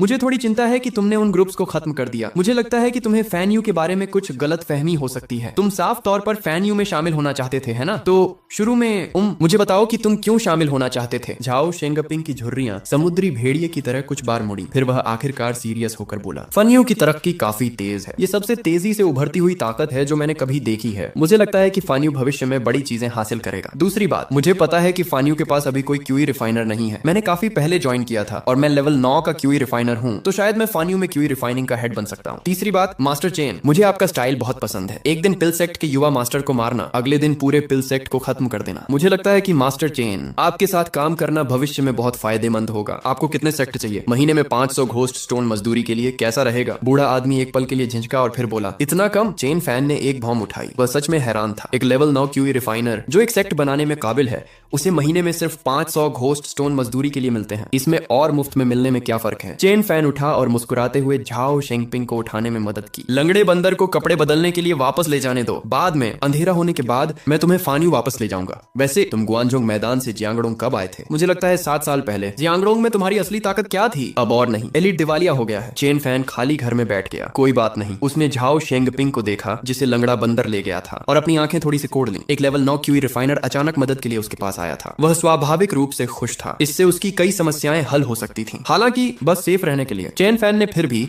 शाओ क्यू से अपने बैकग्राउंड की जांच करवाने के लिए एक ट्रांसमिशन ताबीज का इस्तेमाल किया। ये कंफर्म करने के बाद कि झाओ शेंगपिंग का बैकग्राउंड साफ था, वह रुका नहीं। वह कैंप में गुफा में वापस आया और एक क्यूई रिफाइनिंग वर्कशॉप बनाई, जिसे उसने एक ही बार में लेवल 3 पर अपग्रेड कर दिया। लेकिन जब उसने लकड़ी के घर को लेवल 4 पर अपग्रेड किया तो उसके सामने एक जाना पहचाना लेकिन अलग पैनल आ गया। लकड़ी का घर लेवल 4 पर अपग्रेड हो गया था। पत्थर के घर के तौर पर यह ज्यादा मजबूत था। कोई बात नहीं। फिर उसने क्वालिटी चेंज की दिशा को ध्यान से देखा और मुस्कुराया। हालांकि ये सिर्फ एक आम क्वालिटी चेंज अपग्रेड दिशा थी, लेकिन वह पहले से ही बहुत खुश था। उसने वेदर पेवेलियन पैनल को देखा। बिल्डिंग का नाम वेदर पेवेलियन। बिल्डिंग ग्रेड सफेद। Building level 4। Building effect 1, spirit treasure बनाने का सक्सेस रेट बढ़ा। 2, मिलने की संभावना कम। Heaven and earth second dimension का इस्तेमाल करके बनाए गए स्पिरिट ट्रेजर अपने आप एक ग्रेड अपग्रेड हो जाएंगे। ग्रेड 5 पर अपग्रेड करने के लिए 5000 घोस्ट स्टोन चाहिए और सी एम्ब्रियो स्टार। बुरा नहीं, चेन फैन हंसा। ये सब पूरा करने के बाद उसने पास में 4 और ग्रेड 3 पत्थर के घर बनाए और फिर एक कम्युनिकेशन ताबीज निकाला। झाओ शेंगपिंग को बुलाओ, प्रिजन मास्टर। झाओ शेंगपिंग ने पहले ही अपने नीले हरे भिखारी के कपड़े बदलकर भांग के कपड़े पहन लिए थे। उसने चेन फैन को इज्जत से देखा और गंभीरता से कहा, यह वेदर पेवेलियन अब से तुम्हारा है। यह एक खास बिल्डिंग है जो क्राफ्टिंग का सक्सेस रेट बढ़ा सकती है और यहाँ बनाए गए स्पिरिट ट्रेजर को एक ग्रेड तक अपग्रेड करने की संभावना कम है। Weather pavilion. झाओ शेंगपिंग थोड़ा हैरान हुआ। उसे यकीन नहीं हो रहा था कि वह अपनी जिंदगी में दोबारा वेदर पेवेलियन में रह सकता है। यह पहले से ही सफेद बिल्डिंगों में सबसे अच्छी क्राफ्टिंग बिल्डिंग थी। क्या इससे बेहतर भी है? चेन फैन ने भौहें चढ़ाई। मैंने ग्रीन ग्रेड में किसी क्राफ्टिंग बिल्डिंग के बारे में नहीं सुना है, लेकिन एक येलो ग्रेड क्राफ्टिंग बिल्डिंग है जिसे 10,000 वेपन्स पेवेलियन कहते हैं। इसके असर बहुत पावरफुल है। क्या तुमने इसे इस्तेमाल किया है? नहीं, मैंने इसके बारे में सिर्फ सुना है। चेन फैन सोच में पड़ गया। उसने थोड़ा सिर हिलाया। इसी समय जियाओ क्यू कपड़ों का ढेर और एक टोकन लेकर आया। उसने जियाओ क्यू के हाथों से कपड़े लिए और कहा, जियाओ क्यू, तुम फैन्यू लॉजिस्टिक्स पेवेलियन के हेड हो। तुम किसी भी लॉजिस्टिकल मामले के लिए उससे सलाह ले सकते हो। रात होने के बाद फैन्यू के मुख्य सदस्य अपने कैंप में लौट आएंगे। जू हो तब तुम्हें उनसे मिलवाएगा। फैन्यू के पास पहले कोई हथियार बनाने वाला नहीं था। आज क्यूई पेवेलियन बन गया है और तुम्हारे शिष्य तुम्हारे साथ क्यूई पेवेलियन में शामिल होंगे। तुम क्यूई पेवेलियन के पहले हेड हो। चेन फैन ने पेवेलियन के हेड के तौर पर अपनी हैसियत का निशानी वाला एक टोकन निकाला। वेयर हाउस में कुछ गॉब्लिन है। तुम्हें उनसे खंजर और रात के कपड़े बनाने होंगे जो छिपे हुए डिब्बों के लिए सही हो। उसने एक कम्युनिकेशन ताबीज भी निकाला। जाओ शेंगपिंग को बुलाओ। मास्टर। जाओ शेंगपिंग ने सम्मान से कहा। अपने नीले हरे भिखारी के कपड़े उतारकर लिनेन के कपड़े पहन लिए और चेन फैन को गंभीर भाव से देखा। यह क्यूई पेवेलियन अब से आपका है। इससे पहले कि वह अपनी बात खत्म कर पाता, उसे अचानक लगा कि हवा का एक झोंका उसके गले में अटक गया है, जिससे वह चुप हो गया। उसने देखा कि कीयू सिंकहोल की जमीन पर खड़ी है। उसने हरे रंग का चोगा पहना हुआ है और उसकी आंखें बंद हैं। उसका चोगा बिना हवा के हिल रहा था और उसके चारों ओर घूमती आस्तीन की सुइयां तेजी से वाइब्रेट कर रही थीं,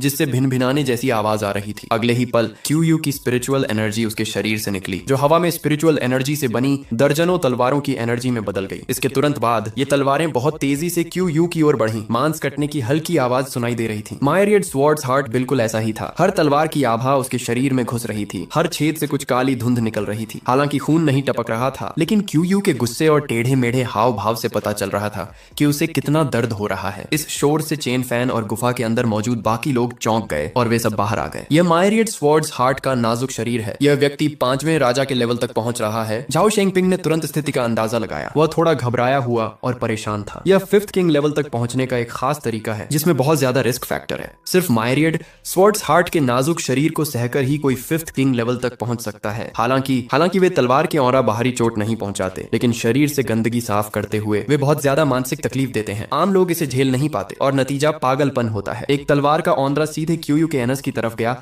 और फिर उसके एनस से बाहर निकल गया। जिसने भी यह देखा वह अपने आप कांप गया और अपनी कमर ढक ली। अगरबत्ती जलाने के बाद रुकने का कोई निशान नहीं था। और भी तलवार के औंदरा दिखाई दिए, एक के बाद एक क्यूयू के शरीर से बाहर निकलने लगे। क्यूयू के चेहरे पर एक चुभने वाला दर्द दौड़ गया। उसका एक्सप्रेशन और भी भयानक होता गया। साफ था इस दर्द को सहना कोई आसान काम नहीं था। चेन फैन चुप रहा, उसके चेहरे पर कोई एक्सप्रेशन नहीं था। अब वह सिर्फ क्यूयू के लिए प्रार्थना कर सकता था। तभी उसने अचानक भौहें चढ़ाई और घाटी की तरफ देखा। उसने देखा कि एक गाड़ी घाटी में लड़खड़ाते हुए सिंकहोल की तरफ जा रही है। गाड़ी की सतह पर डेंट लगे हुए थे। 3 कंकाल जैसे घोड़े जो कभी उसे खींचते थे उनमें से सिर्फ एक बचा था। योंगे आ गया था। यह गाड़ी फैनचेंग से योंगे में फान्यू पहुंचने के लिए तेजी से आई थी। भले ही दोनों जगहों के बीच की दूरी ज्यादा नहीं थी, फिर भी वह योंगे ही थी और अंदर की भूतियां धुंध बहुत ज्यादा भयंकर और हिंसक थी। उसने गोली नहीं चलाई, बस गाड़ी को सिंकहोल में घुसने दिया और धीरे धीरे रुकने दिया। फिर उसने गाड़ी में बैठे गोंगयांग यूए को देखा और धीरे से कहा, एल्डर गोंगयांग, एक नाइट वॉचमैन के तौर पर बिना किसी पहले से सूचना के फान्यू पर छापा मारना अच्छी बात नहीं है। हाँ, गोंगयांग यूए ने बेबसी से कहा, थोड़ी शर्मिंदा होकर। मास्टर चेन यू,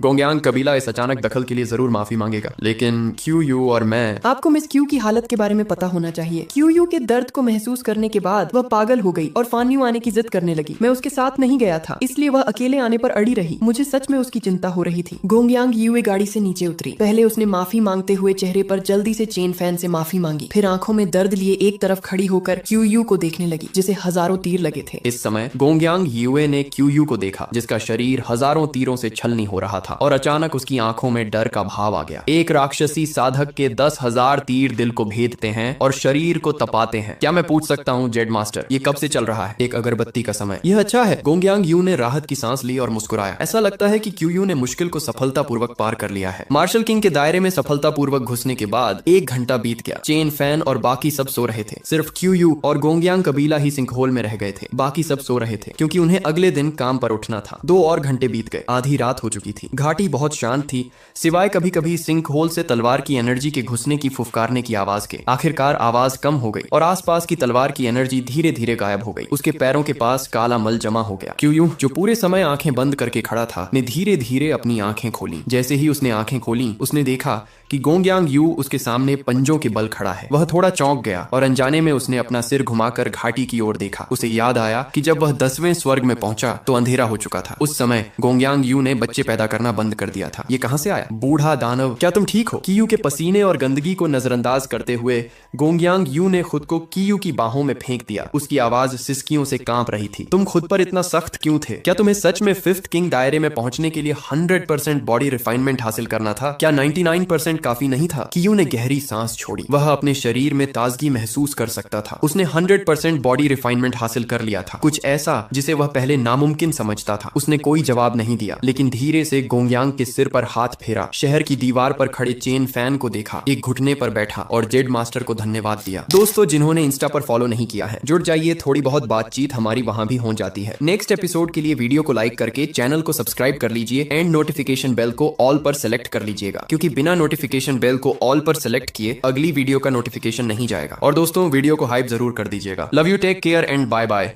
स्वागत है दोस्तों आप सभी का एक बार फिर से boy reincarnated into demon world के न्यू एपिसोड 29 में। आप सभी कैसे हैं? और कमेंट करके बताइए कि आप सभी इन फ्यूचर क्या बनना चाहते हैं, क्या करना चाहते हैं लाइफ में। अब शुरू करते हैं। चेन फैन शहर की दीवार पर खड़ा था, नीचे की सीन को देखा, थोड़ा सिर हिलाया और कुछ नहीं कहा। उसने उन दोनों को अपने हाल पर छोड़ दिया। वह वापस सोने जा रहा था। एक पल बाद कियू नहा धोकर घर में बैठा अपने शरीर में ताकत महसूस कर रहा था। वह 5वें लेवल पर पहुंच गया था और फैन यू का पहला लेवल 10 का कल्टीवेटर बन गया था। लेवल 10 में कदम रखने से जमीन हिला देने वाले बदलाव आते। हालांकि चूंकि वह अभी अभी आगे बढ़ा था, इसलिए उसकी कल्टीवेशन अस्थिर थी। कल उसे अपनी कल्टीवेशन को स्थिर करने के लिए अपनी ट्रेनिंग और तेज करने की जरूरत थी। इस बीच जियांगनान वाटर सिटी में किसानों की कुदालें नीचे की जा रही थीं और रास्तों के किनारे पेड़ों की परछाइयां समुद्र में गिरती बारिश की बूंदों की तरह बदल रही थीं, जो हर गली और सड़क से फूट रही थीं। उन्होंने एक पॉन शॉप को घेर लिया। शाओ क्यू परछाई से देख रहा था। उसने संतुष्टि में थोड़ा सिर हिलाया। इस महीने की ट्रेनिंग बेकार नहीं गई थी। उनकी तरक्की से पहले ही कुछ नतीजे मिल चुके थे। आज रात उनका निशाना यह मोहरे की दुकान थी, जो शुइचिंग में विंड एंड रेन पवेलियन द्वारा बनाई गई एक दुकान थी। नंबर 1 और 2 सन्नाटा। सीक्रेट सेल के 2 सदस्य जिन्हें ऑर्डर मिला था, उनमें से एक तेजी से मोहरे की दुकान के पास पहुंचा, दीवार से सटा हुआ खिड़की के पास खड़ा हो गया और अपनी कलाई के हल्के से झटके से 2 पतले जेड के टुकड़े खिड़की की दरार में घूमकर चुपचाप नीचे गिर गए। पहली मंजिल पर मौजूद 2 लोग जो अभी भी जल्दबाजी में दफनाने में लगे थे, पहले तो स्तब्ध रह गए, फिर उनके हाव भाव अचानक बदल गए। लेकिन इससे पहले कि वे कुछ रिएक्ट कर पाते, पतला जेड का टुकड़ा फट गया था, जो सफेद धुंध के बादल में बदल गया था,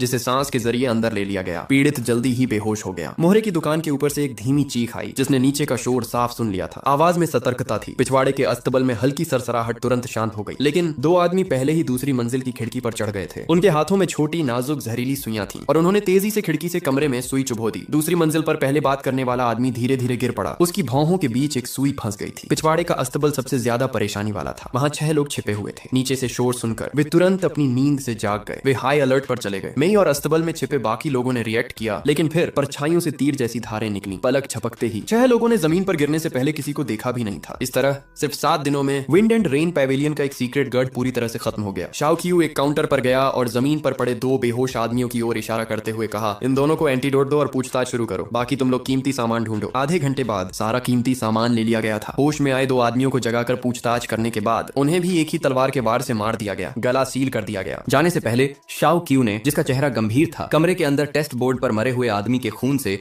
एक मिनिमलिस्ट डिजाइन बनाया। एक छोटा ब्लेड जो छाया में लिपटा हुआ था। यह वह राख की टोकरी थी जिसे उसने डार्क चैम्बर के लिए डिजाइन किया था। फिर उसने अपने कपड़ों से एक टोकन निकाला जिसे उसने जाने से पहले जियाओ क्यू से बनवाया था और उसे एक तरफ रख दिया। यह डार्क चैम्बर के लिए एक खास हत्या का वारंट था। वह डार्क चैम्बर को बदनाम करना चाहता था, सबको पता चले। तभी उसने अपने हाथ में रखे पार्चमेंट को देखा और धीरे से बुदबुदाया, सी एम्ब्रियो। मुझे याद है जेड मास्टर ने कहा था कि उसे इस दुर्लभ खजाने सी एम्ब्रियो की जरूरत है। विंड एंड रेन पैवेलियन ने हाल ही में एक दुर्लभ धरती का खजाना सी एम्ब्रियो हासिल किया है। खुफिया जानकारी से पता चला कि सप्लाई को तुरंत मेन कैंप में ले जाया जा रहा था। यह जानकारी जेड मास्टर को नहीं दी जा सकी, लेकिन वे अभी फैन्यू से बहुत दूर थे, कम्युनिकेशन ताबीज की मैक्सिमम रेंज से ज्यादा। इसलिए शाओ क्यू ने तय किया कि ग्रुप को रात में आराम करने के लिए कोई जगह ढूंढनी चाहिए और अगले दिन आगे बढ़ना चाहिए। समय बीतता गया। वांग कुई की रिपोर्ट सुनते हुए चेन फैन ने अपनी कुर्सी पर आराम से अंगड़ाई ली और आराम से लेट गया। उसने वांग कुई की रिपोर्ट सुनी। क्या उन्होंने अभी तक शाओ क्यू और दूसरों से कांटेक्ट नहीं किया है? नहीं, वांग कुई ने जवाब दिया। पिछले कुछ दिनों में उन्होंने जो स्टेशन बनाए हैं वे सभी फैन यू के झंडे लहराते हुए दिख रहे हैं। अगर शाओ क्यू उन्हें देखेगा तो वह उनसे जरूर कांटेक्ट करेगा। स्टेशन पर लोगों ने उनसे कांटेक्ट करने की कोशिश की, लेकिन वे उनसे कांटेक्ट नहीं कर पाए। एक पल की हिचकिचाहट के बाद वांग कुई हिचकिचाया। मास्टर क्यू, वह शायद पहले ही पार्टी छोड़ चुका होगा। बिल्कुल नहीं, चैन फैन ने कॉन्फिडेंस से मुस्कुराते हुए कहा। सिर्फ मैं ही उसके सपने को पूरा करने में उसकी मदद कर सकता हूँ और सिर्फ मैं ही उसे टॉप पर पहुंचने में मदद कर सकता हूँ। तभी जियाओ क्यू की जोरदार आवाज अचानक कम्युनिकेशन ताबीज से आई। मास्टर, झाओ वेई वेई की पूंछ से थप्पड़ खाकर आधे मरे हुए थे। चैन फैन, जो वापस भागा था, उसने झाओ शेंगपिंग को देखा जो वेदी पर आधे मरे हुए पड़े थे, और वेई वेई को जो उसके बगल में जमीन पर माफी मांगते हुए लेटा हुआ था। क्या हो रहा है? कुआंग ने भौहें चढ़ाई। वेई वेई कभी किसी को चोट नहीं पहुंचाता। मुझे भी नहीं पता। जियाओ क्यू ने अपना सिर हिलाया। मैं अंदर बिजी थी जब अचानक मुझे बाहर जोरदार धमाका सुनाई दिया। मैं बाहर भागा और देखा कि झाओ शेंगपिंग वेई वेई की पूंछ से बेहोश हो गया है। तुम बताओ? चैन फैन ने झाओ शेंगपिंग के एक चेले को देखा। मास्टर यू को रिपोर्ट करते हुए उस आदमी ने डरते हुए कहा, मास्टर नाइट वॉकर 1 बना रहे थे जब उन्हें अचानक पता चला कि जेड के अंदर एक अजीब जानवर डेवोरिंग क्रोकोडाइल है। वह तुरंत एक्साइटेड हो गए। अगर हम नाइट वॉकर 1 बनाते समय डेवोरिंग क्रोकोडाइल के स्पिरिट आर्मर का एक टुकड़ा जोड़ सकें तो इसका डिफेंस बहुत बेहतर हो जाएगा। फिर तुम्हारे मालिक हथौड़ा लेकर ऊपर गए। चेन फैन गुस्से से हंसे बिना नहीं रह सके। नहीं, उस आदमी ने जल्दी से अपना सिर हिलाया। दूसरे फैन यू मेंबर्स से पूछने और यह जानने के बाद कि यह जानवर फैन यू का है, मेरे मालिक ने उससे बात करने की कोशिश की। पूछा कि क्या वह स्पिरिट आर्मर के कुछ पीस उधार ले सकता है। जानवर बहुत इंटेलिजेंट होते हैं और वह मान गया। कसम से मैंने उसे सिर हिलाते देखा। फिर मेरे मालिक ने खुशी खुशी ऑल निकाला, स्पिरिट आर्मर के कुछ पीस निकालने की तैयारी में, लेकिन इससे पहले कि वह उन्हें निकाल पाते उसने अपनी पूंछ घुमाई। चेन फैन काफी देर चुप रहने के बाद काई ने अपना सिर घुमाकर डिवोरिंग क्रोकोडाइल को देखा। तुम सहमत हो? डिवोरिंग क्रोकोडाइल ने अपना शरीर हिलाया, अपना सिर हिलाया, फिर सिर हिलाया, फिर अपना सिर फिर से हिलाया। मैं समझ गया। चेन फैन ने थोड़ा सिर हिलाया। तुम्हारा मतलब है कि तुम अपना आर्मर उतारने वाले हो? तुमने उसे कुछ स्पिरिट आर्मर उधार देने का वादा किया था, लेकिन उन्हें उतारने के बाद ही? अभी नहीं। वेई वेई की आंखें आंसुओं से लाल हो गईं और उसने बार बार सिर हिलाया। आखिरकार कोई मुझे समझ रहा है? तुम अपना आर्मर हटा रहे हो। चेन फैन ने वेई वेई को देखा। उसकी आंखों में हैरानी की एक झलक थी। ठीक है। वेई वेई ने जोर से सिर हिलाया और जोश में अपना सिर नीचे कर लिया। वह कुछ बार चिल्लाया, वाह यह तो जबरदस्त है, और हंस से बिना नहीं रह सका। क्या इसका मतलब यह नहीं था कि वेई वेई की ताकत और बढ़ने वाली थी? तभी झाओ शेंगपिंग धीरे धीरे उठा। उसकी आंखों में आंसू भर आए और उसने दुखी होकर कहा, मास्टर वह सच में मान गया था, इसीलिए मैं चला गया। आपने गलत समझा। चैन फैन ने झाओ शेंगपिंग के कंधे पर थपथपाया और आह भरी। वह अगले कुछ महीनों के लिए अपना आर्मर हटाएगा। जब वह अपना आर्मर हटा देगा तो तुम रात के कपड़े बना सकते हो। पहले खंजर बनाओ। तुम खुशकिस्मत हो कि वह अब अपनी चोटों से ठीक हो सकता है और इतना अलर्ट नहीं है। पहले अगर तुमने उसे आर्मर पहनने के लिए कहने की हिम्मत की होती तो वह तुम्हें जिंदा खा जाता। झाओ शेंगपिंग ने नाराजगी से सिर हिलाया, लेकिन जल्दी ही फिर से एक्साइटेड हो गया। मास्टर मुझे उम्मीद नहीं थी कि हमारे फैन जेड के पास असल में एक स्काई स्वेलोइंग क्रोकोडाइल होगा। स्काई स्वेलोइंग क्रोकोडाइल एक बहुत ही प्योर और standard combat type alien beast है। चैन फैन ने अपने बगल में गार्ड को थोड़े अजीब एक्सप्रेशन से देखा। एक pure combat type alien beast, लेकिन इस आदमी ने उस अनडाइंग सेलेस्टियल मास्टर द्वारा छोड़ी गई इनहेरिटेंस लाइट स्क्रीन को नीचे पटक दिया और उसे निगल लिया। यह साफ तौर पर फॉर्मेशन को टारगेट करने वाली एक स्पेशल एबिलिटी है, लेकिन यह स्काई स्वेलोइंग क्रोकोडाइल की एबिलिटी नहीं है। क्या यह हो सकता है? उसे शायद कुछ समझ में नहीं आया। स्काई स्वेलोइंग क्रोकोडाइल असल में छोटों को ठीक न कर पाना कोई बीमारी नहीं हो सकती, बल्कि सिर्फ एक जेनेटिक म्यूटेशन था जिसने उसे एक पक्के लड़ाकू से एक कमजोर लड़ाकू में बदल दिया, लेकिन फॉर्मेशन को खत्म करने में बहुत असरदार एक डिवोरिंग क्रोकोडाइल। ठीक न कर पाना बस एक साइड इफेक्ट था। स्नो लोटस खाने के बाद साइड इफेक्ट गायब हो गया और वह फॉर्मेशन को खत्म करने में माहिर और जबरदस्त कॉम्बैट पावर वाला एक डिवोरिंग क्रोकोडाइल बन गया। चेन फैन ने चुपचाप डिवोरिंग क्रोकोडाइल के सिर पर थपथपाया। कोई बात नहीं, जाओ खेलो। इस बीच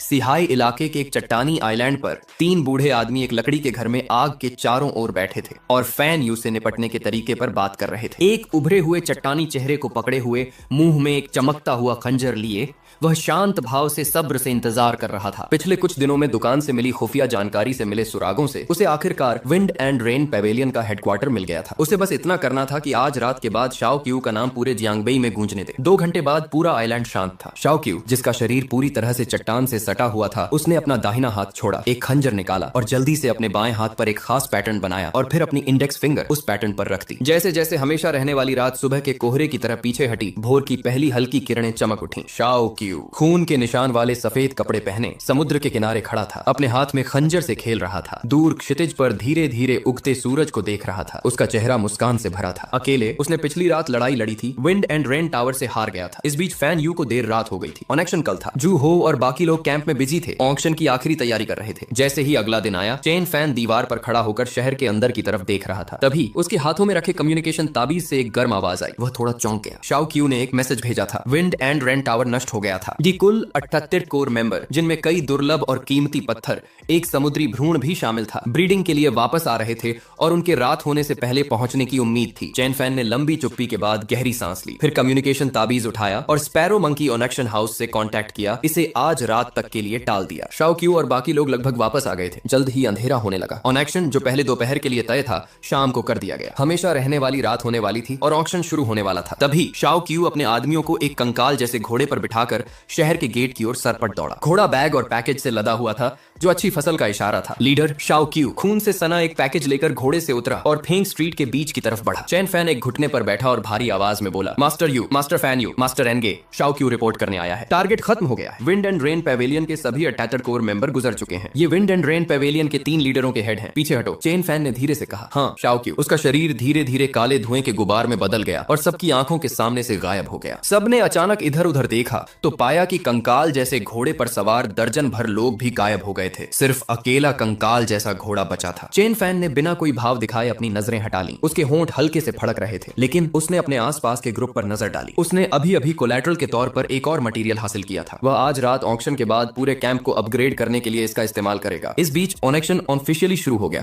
जिसे वांग कुई ने होस्ट किया। सड़क के दोनों तरफ, सड़क के आखिर में लोगों का एक ग्रुप जमा हो गया। एक प्लेटफॉर्म बनाया गया था और वांग कुई उस पर हथौड़ा पकड़े खड़ा था। चेन फैन के लिए बेकार कई रेयर खजाने बिकने के बाद ऑक्शन खत्म होने वाला था। आखिरी आइटम आर्किटेक्ट का टोकन था, एक रेयर खजाना जो आम कल्टीवेटर को आर्किटेक्ट बना सकता था। शुरुआती कीमत 8000 घोस्ट स्टोन थी और हर बोली 8000 घोस्ट स्टोन से कम नहीं हो सकती थी। जैसे ही उसने बोलना खत्म किया, स्टेज के नीचे से पैडल उठाए गए। एक तरफ खड़े होकर फैन यू ने कहा, किसी भी बिल्डिंग पर इस एनहांसमेंट स्टोन का इस्तेमाल करने से अगली बार अपग्रेड होने पर बिल्डिंग के अपग्रेड डायरेक्शन में क्वालिटेटिव बदलाव की गारंटी होगी। अच्छी बात है। चेन फैन के हाव भाव ज्यादातर वैसे ही रहे, लेकिन मन ही मन उसने सोचा, जैसा कि उम्मीद थी, हर कोई अपनी अच्छी चीजें छिपा कर रखता है। उसे सच में यह खजाना चाहिए था। इसकी कीमत 20,000 थी। उसने इतनी ज्यादा कीमत लगाई कि अगर दूसरी पार्टी बोली नहीं भी जीतती तो भी वह नीलामी के बाद इसे ऊंची कीमत पर वापस खरीदने का प्लान बनाता, भले ही यह सिर्फ एक simple quality change upgrade direction ही क्यों ना हो। एक अच्छे आदमी की तरह उसने जोर से सिर हिलाया, खजाना हाथ में उठाया और चिल्लाया, 70,000 ghost stone plus 50,000 trust point. और यह इस खजाने की कुल कीमत 140,000 घोस्ट स्टोन थी, जो पहले से ही बहुत ज्यादा कीमत थी। दोस्तों, जिन्होंने इंस्टा पर फॉलो नहीं किया है, जुड़ जाइए, थोड़ी बहुत बातचीत हमारी वहां भी हो जाती है। नेक्स्ट एपिसोड के लिए वीडियो को लाइक करके चैनल को सब्सक्राइब कर लीजिए एंड नोटिफिकेशन बेल को ऑल पर सेलेक्ट कर लीजिएगा, क्योंकि बिना नोटिफिकेशन बेल को ऑल पर सेलेक्ट किए अगली वीडियो का नोटिफिकेशन नहीं जाएगा। और दोस्तों, वीडियो को हाइप जरूर कर दीजिएगा। Love you, take care and bye bye.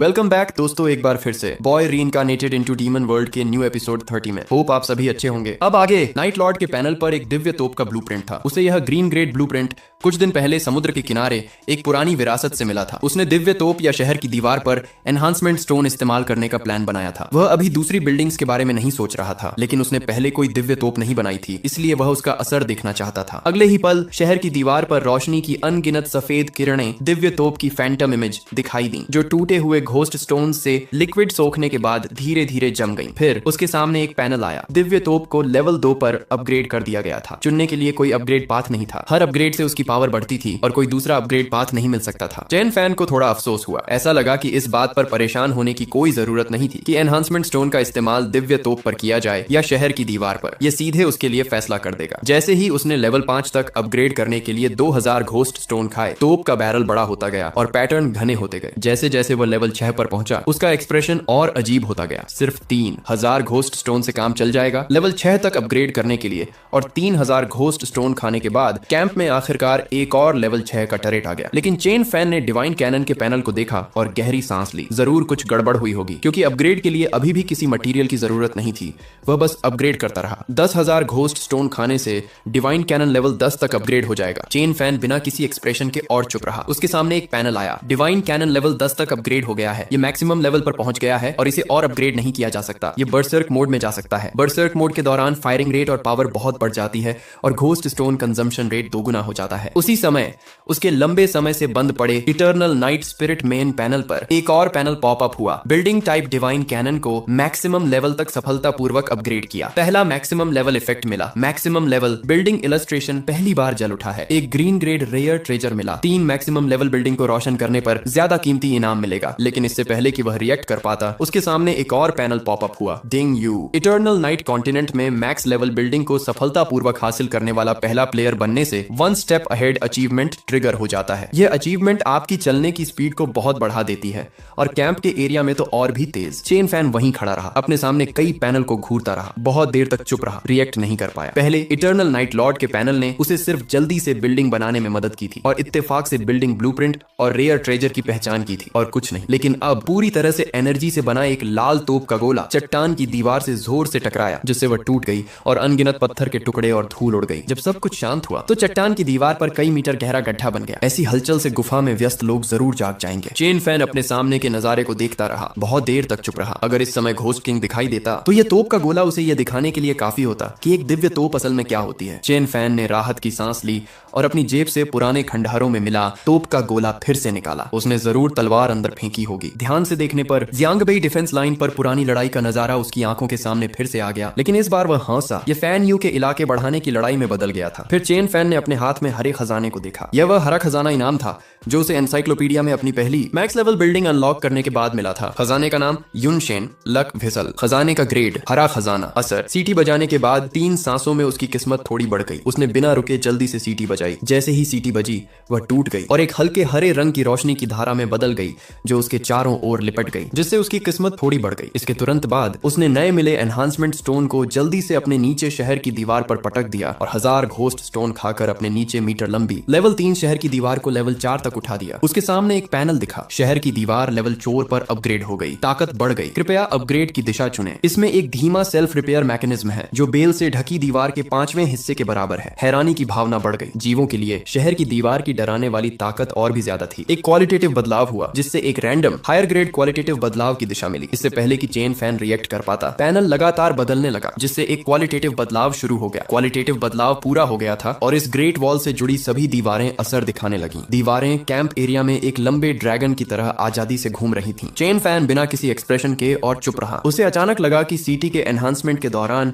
इन 2 खजानों का मिला जुला असर थोड़ा ज्यादा था। अगर एनहांसमेंट के दौरान मिली अपग्रेड दिशा एक क्वालिटेटिव बदलाव होती जो एक रैंडम हायर ग्रेड क्वालिटेटिव बदलाव की दिशा देती, तो 3C लक एनहांसमेंट पीरियड के अंदर मौजूदा स्थिति हो सकती थी जो लेजेंडरी क्वालिटी तक बढ़ सकती थी। ये पहली बार था जब उसने इतनी हाई ग्रेड अपग्रेड दिशा देखी थी और यह उसकी पहली लेजेंडरी क्वालिटी थी। उसे इसे अच्छी तरह से बचाना था। अगर यह टूट जाती तो वह जरूर दक्षिण पूर्व में किसी पेड़ से लटकना चाहता होगा। समय तेजी से बीत गया और जल्द ही रात हो गई। लेकिन इससे ज्यादा फर्क नहीं पड़ा। अगर तुम गए तो तुम भी मर सकते थे। उस व्यक्ति द्वारा छोड़ा गया ऑरा कुछ सालों से ज्यादा नहीं टिकेगा। हमें इन कुछ सालों में सब कुछ तैयार कर लेना चाहिए, नहीं तो जब पानी के नीचे भूत का घोंसला उतरेगा। हमारा एकमात्र लक्ष्य पानी के नीचे भूत के घोंसले के उतरने से पहले उस व्यक्ति द्वारा छोड़ी गई आभा के गायब होने और उसके उतरने से पहले जियांगबेई पर उतरना है। हमें जियांगबेई पर सभी जीवित प्राणियों को पकड़ना होगा और स्वर्गीय आशीर्वाद प्राप्त करना होगा। इसके बाद हमें 2 काम करने होंगे। सबसे पहले हमें फैन यू को एक संदेश भेजने का तरीका खोजना होगा जिसमें उसे बताया जाए कि पानी के नीचे भूत का घोंसला कुछ सालों में उतरेगा। उतरेगा। पहले की तरह हमें कुछ ऑरेकल बोन मशीनें बनानी चाहिए और उन्हें भेजना चाहिए। फैन यू को संदेश मिलने के बाद उसे पीछे हटने की पहल करनी चाहिए। यह सबसे अच्छा होगा अगर हम सैनिकों का उपयोग किए बिना इसे हल कर सकें। फैन यू, मुझे ठीक से समझ नहीं आ रहा है। अगर दूसरी तरफ पीछे हटने का इरादा नहीं है और जियांग बेई को मौत तक बचाने की योजना बना रहा है तो हम उन्हें विकसित होने के लिए बहुत अधिक समय नहीं दे सकते। यह शक्ति बहुत तेजी से बढ़ रही है। जब अगली बारिश का मौसम आएगा तो हम फैन यू को नष्ट करने के लिए अपनी पूरी ताकत लगा देंगे। जब तक हम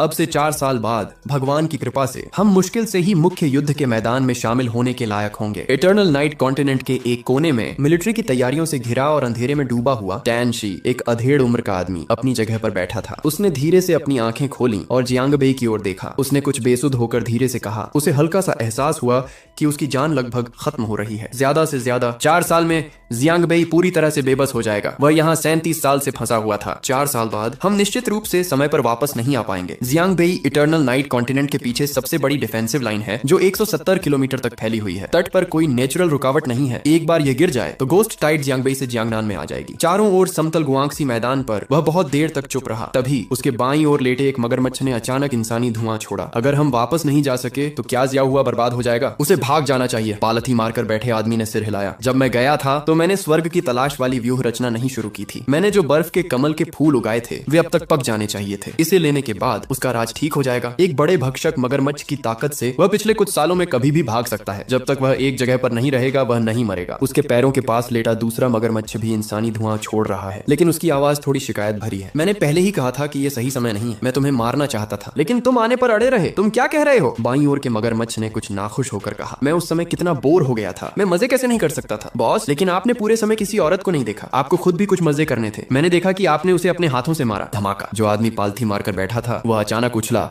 और मगरमच्छ का सिर जमीन पर पटक दिया। जमीन पर अनगिनत दरारें आ गईं। उसने बिना कोई भाव दिखाए ठंडेपन से कहा, मुझे अफसोस है कि मैंने तुम्हें इंसानी धुआं उगलने दिया। क्या मैं तुम्हारी जबान निकाल लूं? तभी अंधेरे में वाला, लेकिन आवाज साफ तौर पर बहुत कमजोर थी। मैंने जियांग बेई में किसी को नहीं भेजा। अगर तुम बाहर भी आ गए तो तुम सिर्फ मुझे मार सकते हो, मेरे बेटे को नहीं। तुम जानते हो कि जियांग बेई कितना ताकतवर है। हम घोस्ट मिस्ट के लिए बच्चा पैदा करना आसान नहीं है। ये हमारी डील है। नहीं तो जियांग बेई घोस्ट नेस्ट के आने तक टिक नहीं पाता। बेशक मुझे ये डील हमेशा याद रही है। मुझे नहीं पता कब, लेकिन कुछ घोस्ट मिस्ट में समझदारी आ गई। जैसे ही उन्हें समझदारी मिली उन्होंने उन घोस्ट मिस्ट से जुड़ने से मना कर दिया जो सिर्फ खून चूसना जानते थे। उन्होंने इंसानी कल्चर, इंसानी नाम और इंसानी विरासत की नकल करना शुरू कर दिया और खुद को घोस्ट क्लैन कहने लगे। उन्हें लगता था कि स्वर्ग और धरती उन पर मेहरबान है। लेकिन समझदार घोस्ट मिस्ट को पैदा करना बहुत मुश्किल होता है। लेकिन बच्चा पैदा करना समझदार घोस्ट मिस्ट के लिए अपनी जिंदगी को आगे बढ़ाना है। इंसानों की तरह वे बहुत, तभी उन्हें हेवनली डाओ पहचानेंगे और वे ऑफिशियल घोस्ट क्लैन बनेंगे। यही है। अंधेरे से फिर आवाज आई। इन सालों में फ्रंट लाइन बैटलफील्ड आसानी से आगे बढ़ रहा है। तुम जल्द ही उन्हें रोक नहीं पाओगे। शायद मैं वह दिन न देख पाऊं जिस दिन घोस्ट क्लैन ऑफिशियली लैंड करेगा, लेकिन मेरा बच्चा उसे देखेगा। वह मेरी शान का वारिस होगा। वह आदमी हंसा और ज्यादा कुछ नहीं बोला। बॉस क्या सोच रहा है? थोड़ी देर बाद मगरमच्छ फिर से उसके पैरों के पास झुका और धीरे से पूछा, आह। आदमी ने गहरी सांस ली और अपनी जेब से एक स्क्रॉल निकाला। जमीन पर बांस की पर्चियां पड़ी थीं। जल्दबाजी में बिना नाम वाली पहाड़ी डायरी की पर्चियों के कुछ टुकड़े गायब थे। मुझे डर था कि कोई उन्हें देख लेगा। चिंता की क्या बात है? एक डायरी। बेशक मुझे चिंता होगी कि कोई इसे देख लेगा। अगर उन्होंने देख भी लिया तो कोई बात नहीं। जियांग बेई 4 साल में बर्बाद हो गया था। जिसने भी इसे देखा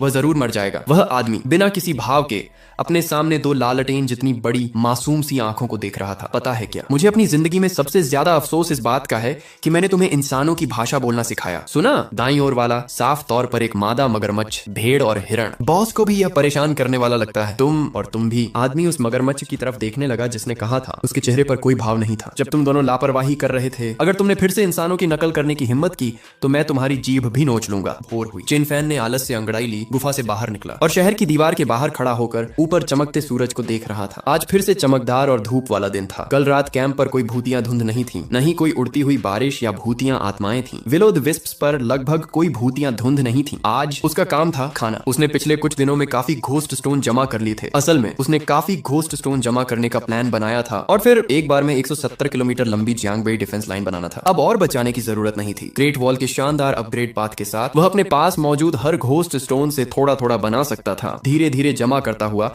जब तक वह 170 किलोमीटर तक नहीं पहुंच गया। उसकी नजर दीवार पर टिक गई, ग्रेट वॉल का मशहूर अपग्रेड पाथ। उसे इस दीवार को अपग्रेड करना था ताकि यह पक्का हो सके कि यह खत्म न हो। 2000 घोस्ट स्टोन्स इस्तेमाल करने के बाद दीवार जल्दी ही लेवल 5 पर पहुंच गई। लेवल 5 पर दीवार की ताकत बढ़ गई। कृपया एक अपग्रेड पाथ चुने। आंधी तूफान के दौरान दीवार की ताकत कुछ हद तक बढ़ाता है, अंधेरे में दीवार की ताकत थोड़ी बढ़ाता है। उड़ान, कोई भी जीव दीवार के खत्म होने से पहले उसके ऊपर से नहीं उड़ सकता। अपग्रेड पैनल देखकर दीवार ने अचानक सोचा, जल्दी करो, मैं तीनों चुन लूंगा। उसे तीनों अपग्रेड पाथ चाहिए थे। हालांकि वे गेम चेंजिंग अपग्रेड नहीं थे, लेकिन तीनों बहुत काम के थे। पहला वाला जाहिर है बारिश के मौसम में खास तौर पर ताकत बढ़ाता था। दूसरा भी बहुत बढ़िया था, दीवार अंधेरे में पहले से ही असरदार थी, लगभग परमानेंट। पैसिव स्किल के साथ जारी रखते हुए दोनों बढ़िया थे, लेकिन तीसरे वाले की तुलना में वे थोड़े कम थे। उसने अपग्रेड करना जारी रखा, दीवार को लेवल 6 तक अपग्रेड करने के लिए जोश में, और 5000 घोस्ट स्टोन्स इस्तेमाल किए। एक और पैनल पॉपअप हुआ, दीवार लेवल 6 पर अपग्रेड हो गई है, ताकत बढ़ गई है। कृपया अपग्रेड की दिशा चुनें। पहली, दीवार खुद को खत्म कर सकती है, जिससे बहुत ज्यादा ताकत निकलती है। ताकत दीवार की ताकत और लेवल पर निर्भर करती है। दूसरी, दीवार पर पास से हमला करने वाले दुश्मनों को कुछ हद तक रिफ्लेक्टेड डैमेज मिलने की संभावना कम होती है। तीसरी, दीवार पर दूर से हमला करने वाले दुश्मन कम नुकसान करेंगे। तीनों दिशाएं अच्छी थीं। उसने तुरंत पहली को मना कर दिया। हालांकि अगर दीवार के हर मीटर पर यह असर होता तो 170 किलोमीटर लंबी जियांगबेई डिफेंस लाइन एक साथ फट जाती। यह सीन शानदार होता, वह उस दिन नहीं देखना चाहता था। दूसरी दिशा भी जरूरी नहीं थी। उसके पास थॉर्न रिफ्लेक्टिव आर्मर था, जो दूसरी से बेहतर असर वाला गेम चेंजिंग अपग्रेड था। न सिर्फ हाथापाई, बल्कि कुछ दूर से होने वाला डैमेज भी रिफ्लेक्ट हो सकता था। अब सिर्फ तीसरी बची थी। तीसरी दिशा तय करने के बाद उसने पैनल को देखा और गहरी सांस ली। उसका सबसे बुरा डर सच हो गया। शहर की दीवार को लेवल 6 से लेवल 7 तक अपग्रेड करने के लिए 7000 घोस्ट स्टोन और मंकी हेड फ्रूट या अर्थ कोर फ्रूट जैसे किसी भी दुर्लभ खजाने की जरूरत थी। घोस्ट स्टोन मैनेज किए जा सकते थे। उन्हें देखकर ही उसके सिर में दर्द होने लगता था, लेकिन वे दुर्लभ खजाने। जियांगबेई डिफेंस लाइन 170 किलोमीटर लंबी थी, या 1,70,000 मीटर। इसका मतलब था कि दीवार के हर मीटर अपग्रेड के लिए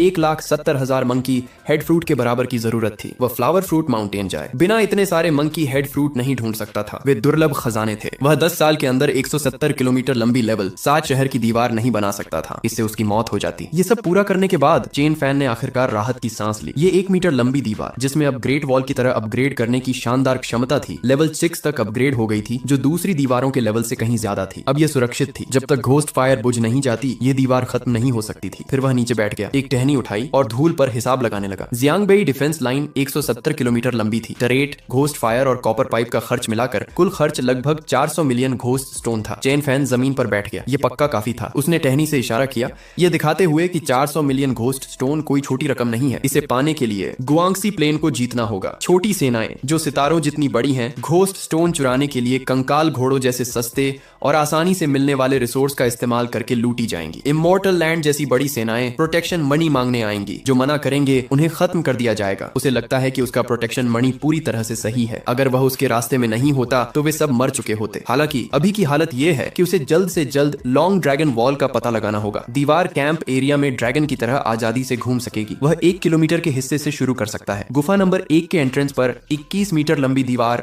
अभी बाकी सभी लेवल 3 के थे और वह दीवार के बाद के हिस्सों को अपग्रेड नहीं कर रहा था। उसने पहले इसे कंट्रोल करने की प्रैक्टिस करने का प्लान बनाया। चेन फैन ने दीवार को एक लंबे ड्रैगन की तरह घुमाया। कैंप के चारों ओर तेजी से दौड़ा। यह स्केलेटन घोड़े से थोड़ा धीमा था, बहुत तेज नहीं, और इसकी चाल से जमीन पर लंबे निशान बन गए, जिससे मिट्टी ऐसे हिल रही थी जैसे इसे अभी अभी जमीन से उठाया गया हो। यह चीज जमीन से उठने में पक्का मास्टर थी। फिर वह दीवार के इस हिस्से के बिल्कुल सामने खड़ा हो गया। हाथ पीठ के पीछे करके कैनियन में बने 20 हॉन्टेड घरों को रोशन किया और ठंडी नजरों से क्षितिज को देखा। उसके नीचे की दीवार एक लंबे ड्रैगन की तरह तेजी से कैनियन के एंट्रेंस की ओर बढ़ी। हवा उसके कानों के पास से गुजरी। उस पल उसे बहुत ठंडक महसूस हुई। उड़ान का अंदाजा लगाने की तुलना में उसे और भी ठंडक महसूस हुई। कम से कम उसकी डरावनी मौजूदगी ज्यादा थी। जल्द ही लंबा ड्रैगन घाटी के एंट्रेंस पर रुक गया। घाटी के बाहर का एरिया अब कैंप के इलाके का हिस्सा नहीं था। ड्रैगन बाहर नहीं निकल सकता था। वह तेजी से ड्रैगन के एक सिरे पर गया, फिर से सबसे आगे खड़ा हो गया। अपनी जेड की छड़ी पर टेक लगाए उसका चेहरा ठंडा था और वह कैंप को देख रहा था। ड्रैगन फिर तेजी से आगे बढ़ा। कई चक्कर लगाने के बाद वह आखिरकार नजरों से ओझल हो गया। बहुत बढ़िया। चेन फैन ने शहर की दीवार को वापस गुफा 1 के एंट्रेंस में धकेल दिया और वह मुस्कुराया। उसने इसे कंट्रोल करने के तरीके के साथ एक्सपेरिमेंट करना खत्म कर दिया था। जब वह ग्रेट वॉल पर निकला तो गुआनजोंग प्लेन पर उसकी पहली मौजूदगी कुछ ऐसी ही होने वाली वाली थी,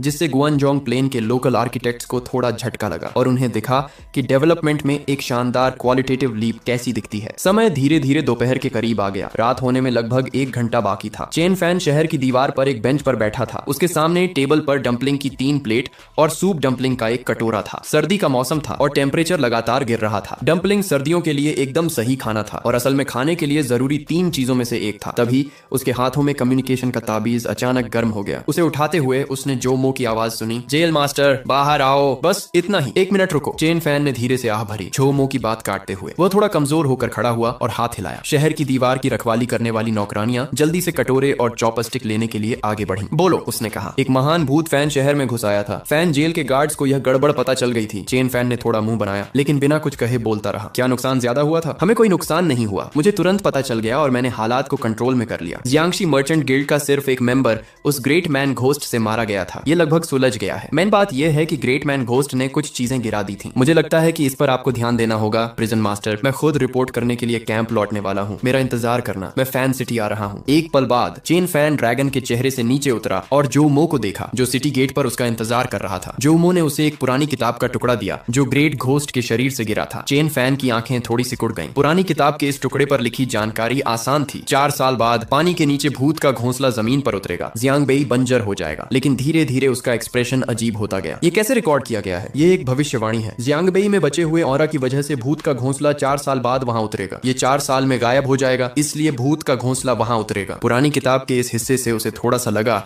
कि यह मनगढ़ंत है। दोस्तों, आप सभी बताइए कि आप सभी किस टाइप की एनिमे देखना पसंद करते हैं। और नेक्स्ट एपिसोड के लिए वीडियो को लाइक करके चैनल को सब्सक्राइब कर लीजिए एंड नोटिफिकेशन बेल को ऑल पर सेलेक्ट कर लीजिएगा, क्योंकि बिना नोटिफिकेशन बेल को ऑल पर सेलेक्ट किए अगली वीडियो का नोटिफिकेशन नहीं जाएगा। और दोस्तों, वीडियो को हाइप जरूर कर दीजिएगा। Love you, take care and bye bye. Welcome back दोस्तों, एक बार फिर से boy reincarnated into demon world के न्यू एपिसोड 31 में। होप आप सभी अच्छे होंगे और आप सभी इस सीरीज की वीडियो को छोड़कर दूसरे वीडियो पर बिल्कुल भी अपना सपोर्ट नहीं दिखाते हैं। इसका मतलब है कि हमारा साथ तभी तक है जब तक यह सीरीज है। सीरीज खत्म और फिर आप सभी अपने घर और उसके बाद नो सपोर्ट। लेकिन कोई नहीं, ये आपका चॉइस है, क्योंकि मैं तो ऐसा नहीं कर सकता हूँ ना। होता तो कब का इस सीरीज को मेंबर्स ओनली में डाल देता। अब आगे eternal night and chain fan. पुराने खंडहरों से मिट्टी खोदने की गंध आ रही थी। वे काफी पुराने लग रहे थे। इटर्नल नाइट कैलेंडर के 382वें साल के आखिर में जियांगबेई पाताल लोक का भूतिया घोंसला लगातार हमला कर रहा था। एक भयानक शगुन। इटर्नल नाइट कैलेंडर के 322वें साल के आखिर में, यह 4 साल बाद की बात है। चेन फैन अपने हाथ में रखे कागज को देखता रहा बहुत देर तक बिना किसी भाव के और चुपचाप। फिर वह हंसे बिना नहीं रह सका। उसे अचानक एहसास हुआ कि उसका दुश्मन शायद इतना चालाक नहीं है। 378 साल पहले सबको पता था कि इटर्नल नाइट आ चुकी है, लेकिन इससे भी ज्यादा छिपी हुई जानकारी यह थी कि 8000 साल से भी पहले एक इटर्नल नाइट आ चुकी थी। उन्हें जो भी पुराने खंडहर मिले थे, उन्हें असल में 8000 साल से भी पहले हुए उस बड़े युद्ध के बचे हुए हिस्से माना जाता था। इटर्नल नाइट कैलेंडर साफ तौर पर हाल ही में बनाया गया था। 8000 साल से भी पहले इन खंडहरों को छोड़ने वाले लोगों को यह कैसे पता चला? टाइमलाइन भी मैच नहीं कर रही थी। क्या वे इन खंडहरों को बनाने से पहले थोड़ा और सावधान नहीं हो सकते थे? चेन फैन ने आह भरी। हालांकि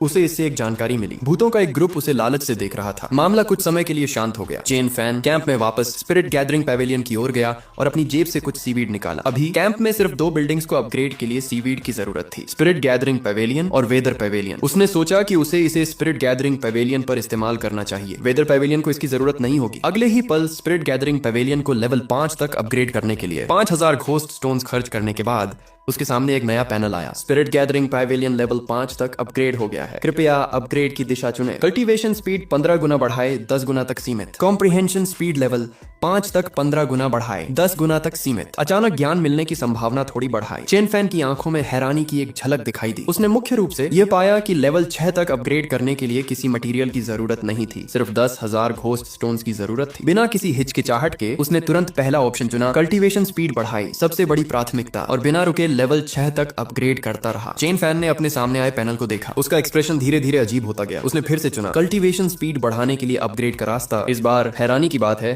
किसी मटेरियल की जरूरत नहीं थी। फिर चेन फैन ने सफेद बिल्डिंग स्पिरिट गैदरिंग पैवेलियन को एक ही बार में लेवल 10 यानी मैक्सिमम लेवल तक अपग्रेड कर दिया। उसके सामने एक आखिरी पैनल आया। स्पिरिट गैदरिंग पैवेलियन लेवल 10 यानी मैक्सिमम लेवल पर पहुंच गया है। इसे और अपग्रेड नहीं किया जा सकता। मैक्सिमम लेवल का इफेक्ट है exceptional talent. Spirit gathering pavilion में अगले लेवल तक पहुंचने वाले सभी कल्टीवेटर को कुछ सुरक्षा और आशीर्वाद मिलेंगे। उदाहरण के लिए, जब कोई 99% प्योर बॉडी फिफ्थ किंग रेलम में पहुंचती है तो वो अपने आप 100% प्योर बॉडी बन जाती है। चेन फैन ने अपने सामने इफेक्ट को देखा, थोड़ा हैरान था। क्या max level spirit gathering pavilion का इफेक्ट थोड़ा बढ़ा चढ़ाकर था? इस इफेक्ट से वह 100% प्योर बॉडी फिफ्थ किंग्स को बड़े पैमाने पर बना सकता था। उसने चुपचाप पैनल बंद किया और क्यूयू को देखा, जो स्पिरिट गैदरिंग पेवेलियन में पालथी मारकर बैठा था, आंखें बंद करके कल्टीवेट कर रहा था। उसे अचानक इस आदमी पर थोड़ा अफसोस हुआ। अगर वह कुछ दिन बाद फिफ्थ किंग के दायरे में पहुंच जाता तो उसे इतनी तकलीफ नहीं झेलनी पड़ती। फिर उसने वही किया, लाइफ वर्कशॉप को एक ही बार में लेवल 10 पर अपग्रेड कर दिया। एक और पैनल, लाइफ वर्कशॉप को लेवल 10 पर अपग्रेड कर दिया गया है, मैक्स लेवल। आगे अपग्रेड नहीं किया जा सकता। Max level effect, skillful reduction. इस लाइफ वर्कशॉप से आइटम हटाएं। क्राफ्टिंग के बाद स्पेशल इफेक्ट मिलने की संभावना कम है। चेन फैन ने अपनी जीभ हल्की सी चटकाई। अभी ये max level effect divine cannon और स्पिरिट ट्रांसपोर्ट पाइवेलियन के मैक्स लेवल इफेक्ट जितना अच्छा नहीं है। हालांकि 2 पैनल अपग्रेड करने के बाद इटर्नल नाइट लॉर्ड पैनल फिर से बदल गया। स्पिरिट ट्रांसपोर्ट पाइवेलियन और लाइफ वर्कशॉप के ब्लूप्रिंट जल गए हैं। 3 मैक्स लेवल बिल्डिंग जल गई है। एक येलो ग्रेड लकी बैग मिला। 5 मैक्स लेवल बिल्डिंग को रोशन करने पर और भी कीमती इनाम मिलेंगे। फिर एक सुनहरा लकी बैग उसके सामने आ गिरा। उसने लकी बैग उठा लिया। आइटम का नाम lucky bag, item grade yellow, item effect yellow grade item मिलने का 50% chance, yellow grade rooftop item मिलने का 30% chance, yellow grade building blueprint मिलने का 10% चांस, येलो ग्रेड ऑर्गन मिलने का 9.5% चांस है। कुछ और मिलने का 0.5% चांस है। चेन फैन काफी देर तक चुप रहा, बिना किसी एक्सप्रेशन के। जब उसने पहली बार बिल्डिंग प्लान को लाइट किया तो उसे एक ग्रीन ग्रेड लकी व्हिसल मिला, जिसने कुछ समय के लिए उसकी किस्मत चमका दी। उसे इसे बाद में इस्तेमाल करना चाहिए था, ये यहाँ ज्यादा कीमती होता। उसने आह भरी और लकी बैग न खोलने का फैसला किया। वह तब तक इंतजार करेगा जब तक उसे कोई दूसरा लकी व्हिसल या ऐसा ही कोई आइटम न मिल जाए। इसके बाद उसने अपनी जमीन और खेती की जमीन को मैक्स लेवल तक अपग्रेड किया। एक नया पैनल पॉपअप हुआ। 5 बिल्डिंग्स मैक्स लेवल तक लाइट हो गई हैं। उसे एक येलो ग्रेड हेवनली डाउ स्टोन मिला। 10 बिल्डिंग्स को मैक्स लेवल तक लाइट करने पर और भी कीमती इनाम मिलेगा, एक हेवनली डाउ स्टोन। ये एक पावरफुल आइटम जैसा लग रहा था। उसने इटर्नल नाइट लॉर्ड के पैनल पर जानकारी को थोड़ी उम्मीद के साथ देखा। जल्द ही उसने क्लेम पर क्लिक किया। उसके सामने सफेद लाइनें फिर से दिखाई दी। पत्थर बनकर वह आसमान से गिरा। नाम हेवनली डाउ स्टोन, ग्रेड पीला। इफेक्ट, जब किसी बिल्डिंग पर लगाया जाता है तो ये उस बिल्डिंग को हेवनली ब्लेसिंग इफेक्ट देता है। ये इफेक्ट कैंप के नाम के तहत उसी तरह की सभी बिल्डिंग पर भी लागू होता है। वाह, चेन फैन मुस्कुराए बिना नहीं रह सका। बढ़िया चीज, सच में बढ़िया चीज। हालांकि ये सिर्फ येलो ग्रेड है, उसे लगा कि यह ब्लू ग्रेड तक पहुंचने के लिए काफी है। अभी कैंप में 5 मैक्स लेवल बिल्डिंग थी, डिवाइन कैनन, ड्रैगन फील्ड, अर्थ स्पाइक, स्पिरिट ट्रांसपोर्ट पेवेलियन और लाइफ वर्कशॉप। बिना किसी शक के उसने बिना किसी हिचकिचाहट के अपने हाथ में हेवनली डाउ स्टोन को अपने बगल में मैक्स लेवल डिवाइन कैनन पर पटक दिया। जल्द ही उसके सामने एक पैनल दिखाई दिया। अपने डिवाइन कैनन पर हेवनली डाउ स्टोन का इस्तेमाल किया और 3 हेवनली ब्लेसिंग इफेक्ट पाए। कृपया निम्न में से एक चुने। एक बिल्डिंग में सिर्फ एक ही हेवनली ब्लेसिंग इफेक्ट हो सकता है। हेवनली ब्लेसिंग इफेक्ट, बहुत बढ़िया। डिवाइन कैनन की पावर बहुत बढ़ जाएगी। हेवनली ब्लेसिंग इफेक्ट, बैटलफील्ड में फैलना। यह दुश्मन को मारने के बाद डिवाइन कैनन से होने वाला डैमेज है, जो आसपास के दुश्मनों तक तब तक फैलता रहेगा जब तक डैमेज खत्म नहीं हो जाता। Heavenly blessing effect, child of the tower. इसका मतलब है कि डिवाइन कैनन का डिफेंस वैसा ही होगा जैसा उसके नीचे शहर की दीवार का होगा। चेन फैन धीरे धीरे रॉकिंग चेयर पर बैठा। उसकी आंखें चमक रही थीं जब वह 3 हेवनली ब्लेसिंग इफेक्ट को देख रहा था। इन तीनों में से कोई भी इफेक्ट बस कमाल का था। वे सभी टॉप टियर इफेक्ट थे। वह तीनों चाहता था, लेकिन जल्द ही उसने तीसरे को मना कर दिया। हालांकि इसका मतलब था कि डिवाइन कैनन लगभग कभी न टूटने वाली होगी, लेकिन एक बुर्ज के लिए सबसे जरूरी चीज डिफेंस नहीं है। इसे खत्म किया जा सकता है, लेकिन खत्म होने से पहले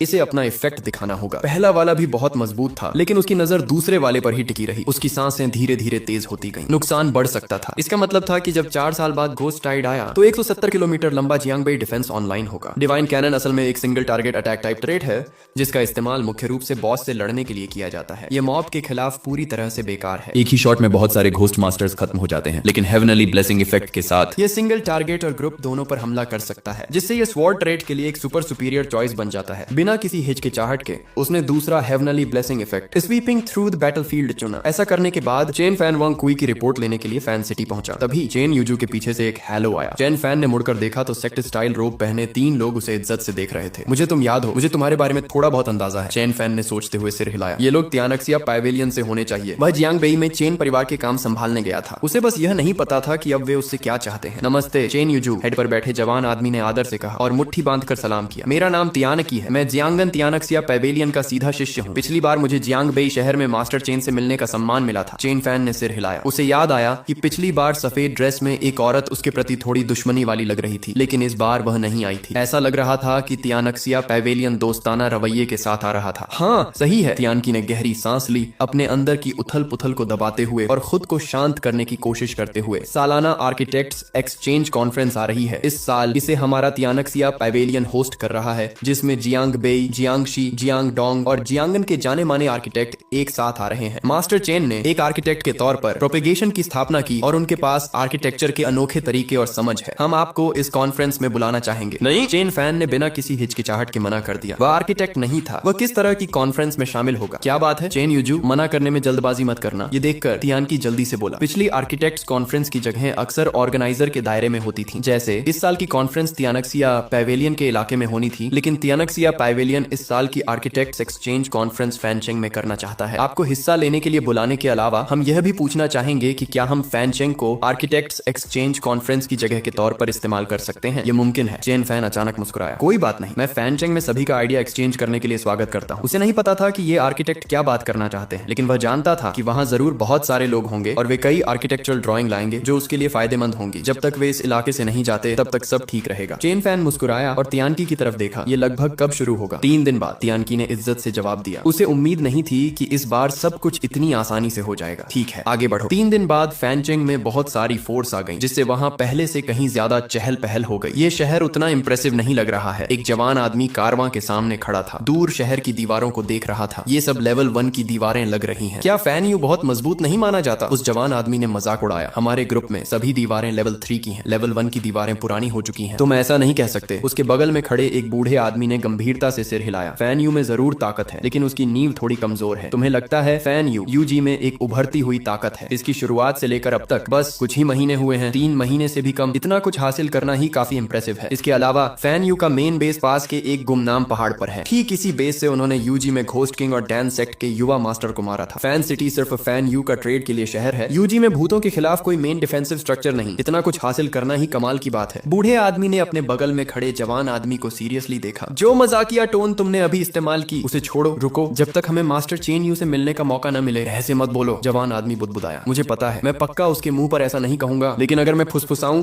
तो वह मुझे सुन नहीं पाएगा। जल्द ही अलग अलग ग्रुप फैनचेंग पहुंच गए। जूहो के साथ चेन फैन फैनचेंग से गुजरा। उसने आने वाले आर्किटेक्ट्स कॉन्फ्रेंस की तैयारी के लिए खास तौर पर एक खुली जगह साफ की थी। जल्द ही कॉन्फ्रेंस शुरू हो गई। कोई कंपटीशन नहीं था, सबने आइडिया शेयर की। एक पल बाद चेन फैन ने एक आईब्रो उठाई, भीड़ में चला गया और एक प्लेटफॉर्म पर खड़े एक आर्किटेक्ट को अपना एक्सपीरियंस शेयर करते हुए देखा। यहाँ जमा हुए लोग काफी थे, 100 से ज्यादा। साथ आए लोगों को छोड़कर 30 से ज्यादा आर्किटेक्ट मौजूद थे। एक बुजुर्ग आदमी स्टेज पर खड़ा था, अपना अनुभव शेयर कर रहा था। हर बार जब वह कोई खास बात बताता तो ऑडियंस में बैठे आर्किटेक्ट सोच समझकर सिर हिलाते। जल्द ही वह बूढ़ा आदमी नीचे उतर गया और एक अधेड़ उम्र का आर्किटेक्ट और लाओ यू नाम का एक बूढ़ा आदमी अपनी राय शेयर करने के लिए आगे आया। ऑडियंस ने फिर से सोच समझकर सिर हिलाया। साफ था कि उन्हें बहुत कुछ समझ आया होगा। तभी लाओ यू ने अचानक चेन फैन की तरफ देखा। चेन फैन काफी देर से सुन रहा है। उसने कहा, क्या आप ऊपर आकर आर्किटेक्चर पर आपकी राय शेयर करना चाहेंगे? जैसे ही उसने बोलना खत्म किया, सबने लाओ यू की तरफ देखा। तभी उन्हें एहसास हुआ कि फैन सिटी के मालिक चेन फैन काफी देर से सुन रहे थे। तुरंत उम्मीद भरी नजरें उनकी तरफ गईं। चेन यू, बस कुछ शब्द बोलो, कुछ शेयर करो। चेन फैन रुका, फिर थोड़ा सिर हिलाया। ठीक है, तो मैं कुछ शब्द कहूंगा। फिर उसने अपनी जेड की छड़ी उठाई और स्टेज की तरफ चला गया। स्टेज पर खड़े होकर चेन फैन ने नीचे भीड़ के चेहरों को देखा और धीरे से कहा, आज मैं जो बात करूंगा वह यादों के बारे में नहीं, बल्कि बड़ी तस्वीर के बारे में है। मेरा मानना है कि आज के आर्किटेक्ट्स एक्सचेंज कॉन्फ्रेंस में हिस्सा लेने आए बड़े लोग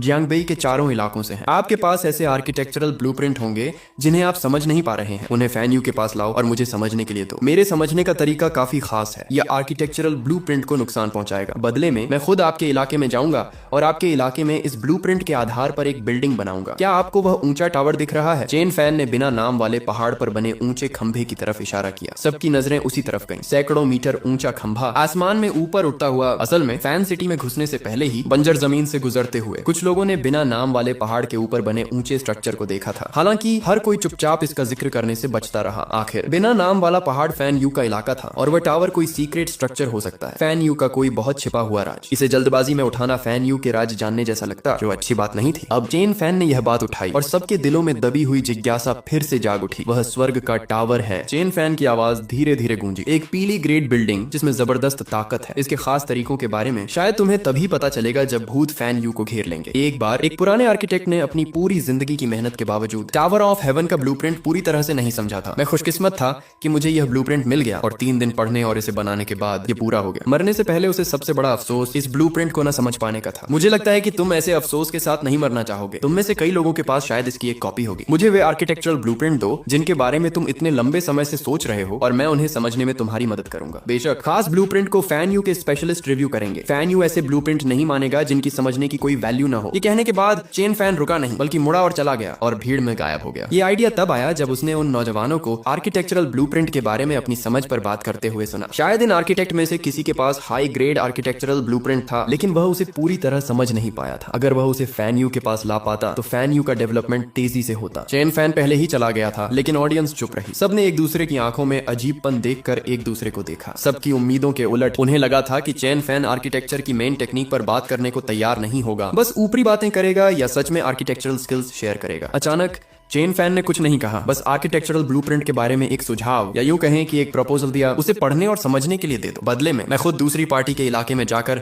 आर्किटेक्चरल ब्लूप्रिंट के हिसाब से एक बिल्डिंग बनाऊंगा। तियानक्सिया पैवेलियन के पैवेलियन मास्टर ने भौहें चढ़ाई, वहीं गहरी सोच में डूबे खड़े रहे और बहुत देर तक चुप रहे। उनके हाथ में एक आर्किटेक्चरल ब्लूप्रिंट था जिसे वह इतने सालों बाद भी पूरी तरह समझ नहीं पाए थे। अगर चेन यूजू सच में इसे समझ पाते और तियानक्सिया पैवेलियन के इलाके में ऐसी बिल्डिंग बनाने को तैयार होते तो आर्किटेक्चरल ब्लूप्रिंट टूट भी जाता तो कोई फर्क नहीं पड़ता। आखिर बिल्डिंग तो वही होती और वह बिल्डिंग में चल सकते थे। उन्होंने कुछ नहीं कहा लेकिन वह देख सकते थे कि बहुत से लोग थोड़े बेचैन थे। जल्द ही एक और आदमी शेयर करने के लिए आगे आया लेकिन इस बार सब थोड़े भटके हुए लग रहे थे। जाहिर है अभी भी चेन यूजू के प्रपोजल के बारे में सोच रहे थे। यंग मास्टर ड्राइवर सीट पर बैठे शख्स ने शक से कहा, chain fan architects exchange conference से निकल चुके हैं और फान्यू कैंप की तरफ जा रहे हैं। क्या आपको लगता है कि वे मान जाएंगे? गाड़ी में बैठे चेन फैन ने आराम से कहा, मेरे ऑब्जर्वेशन के हिसाब से इन आर्किटेक्ट्स को बिल्डिंग बनाते समय आर्किटेक्चरल ब्लूप्रिंट की जरूरत नहीं होती। आर्किटेक्चरल ब्लूप्रिंट केवल आर्किटेक्ट्स को आर्किटेक्चर को समझने में सहायता करने का एक उपकरण है, इसलिए उनके बीच कोई संघर्ष नहीं है। ये ताकतें उसे ब्लूप्रिंट देती हैं, वह उनके क्षेत्र में एक संगत संरचना बनाता है और वे धीरे धीरे इससे सीखते हैं। एक बार सीख लेने के बाद ब्लूप्रिंट के बिना भी उनके आर्किटेक्ट ऐसी संरचना बना सकते हैं। यह जीत जीत की स्थिति है। हालांकि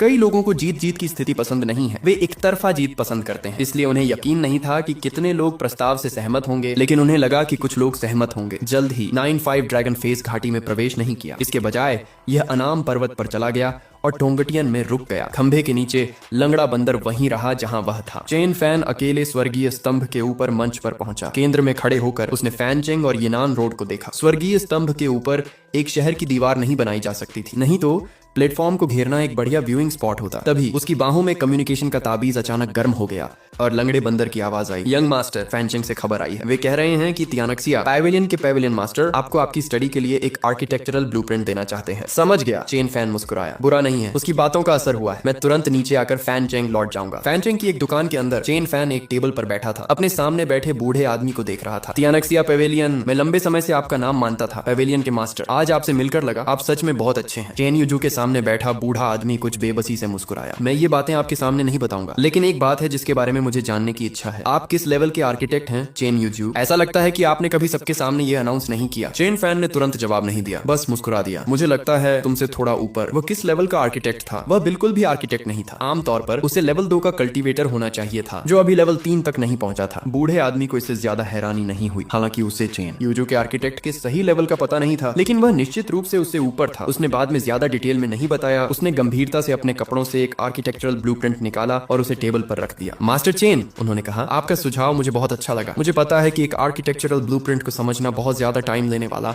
दिमागी तौर पर थकाने वाला काम है और इसके लिए बहुत ज्यादा स्पिरिचुअल एनर्जी भी चाहिए होती है। ब्लूप्रिंट को समझने में सभी की मदद करने की आपकी इच्छा आपकी बड़ी सोच दिखाती है। मैं 37 साल से इस ब्लूप्रिंट को पढ़ रहा हूँ। मैं इसे छोड़ने के बारे में भी सोच रहा था, लेकिन मैंने जो सारा टाइम, एनर्जी और स्पिरिचुअल एनर्जी लगाई है, उसे सोचकर मुझे एहसास होता है कि अगर मैंने अभी हार मान ली तो सब कुछ बेकार हो जाएगा। मैं इसे छोड़ नहीं सकता। मैं अब 78 साल का हूँ और मेरे पास जीने के लिए ज्यादा साल नहीं बचे हैं। अगर मैं मरने से पहले इसे समझ नहीं पाया तो यह मेरे लिए सबसे बड़ा अफसोस होगा। मास्टर चेन, क्या आप इस आर्किटेक्चरल ब्लूप्रिंट को देखना चाहेंगे? दोस्तों, आप सभी बताइए कि आप सभी एनिमे के अलावा क्या सब देखना पसंद करते हैं। और नेक्स्ट एपिसोड के लिए वीडियो को लाइक करके चैनल को सब्सक्राइब कर लीजिए एंड नोटिफिकेशन बेल को ऑल पर सिलेक्ट कर लीजिएगा, क्योंकि बिना नोटिफिकेशन बेल को ऑल पर सिलेक्ट किए अगली वीडियो का नोटिफिकेशन नहीं जाएगा। और दोस्तों, वीडियो को हाइप जरूर कर दीजिएगा। Love you, take care and bye bye.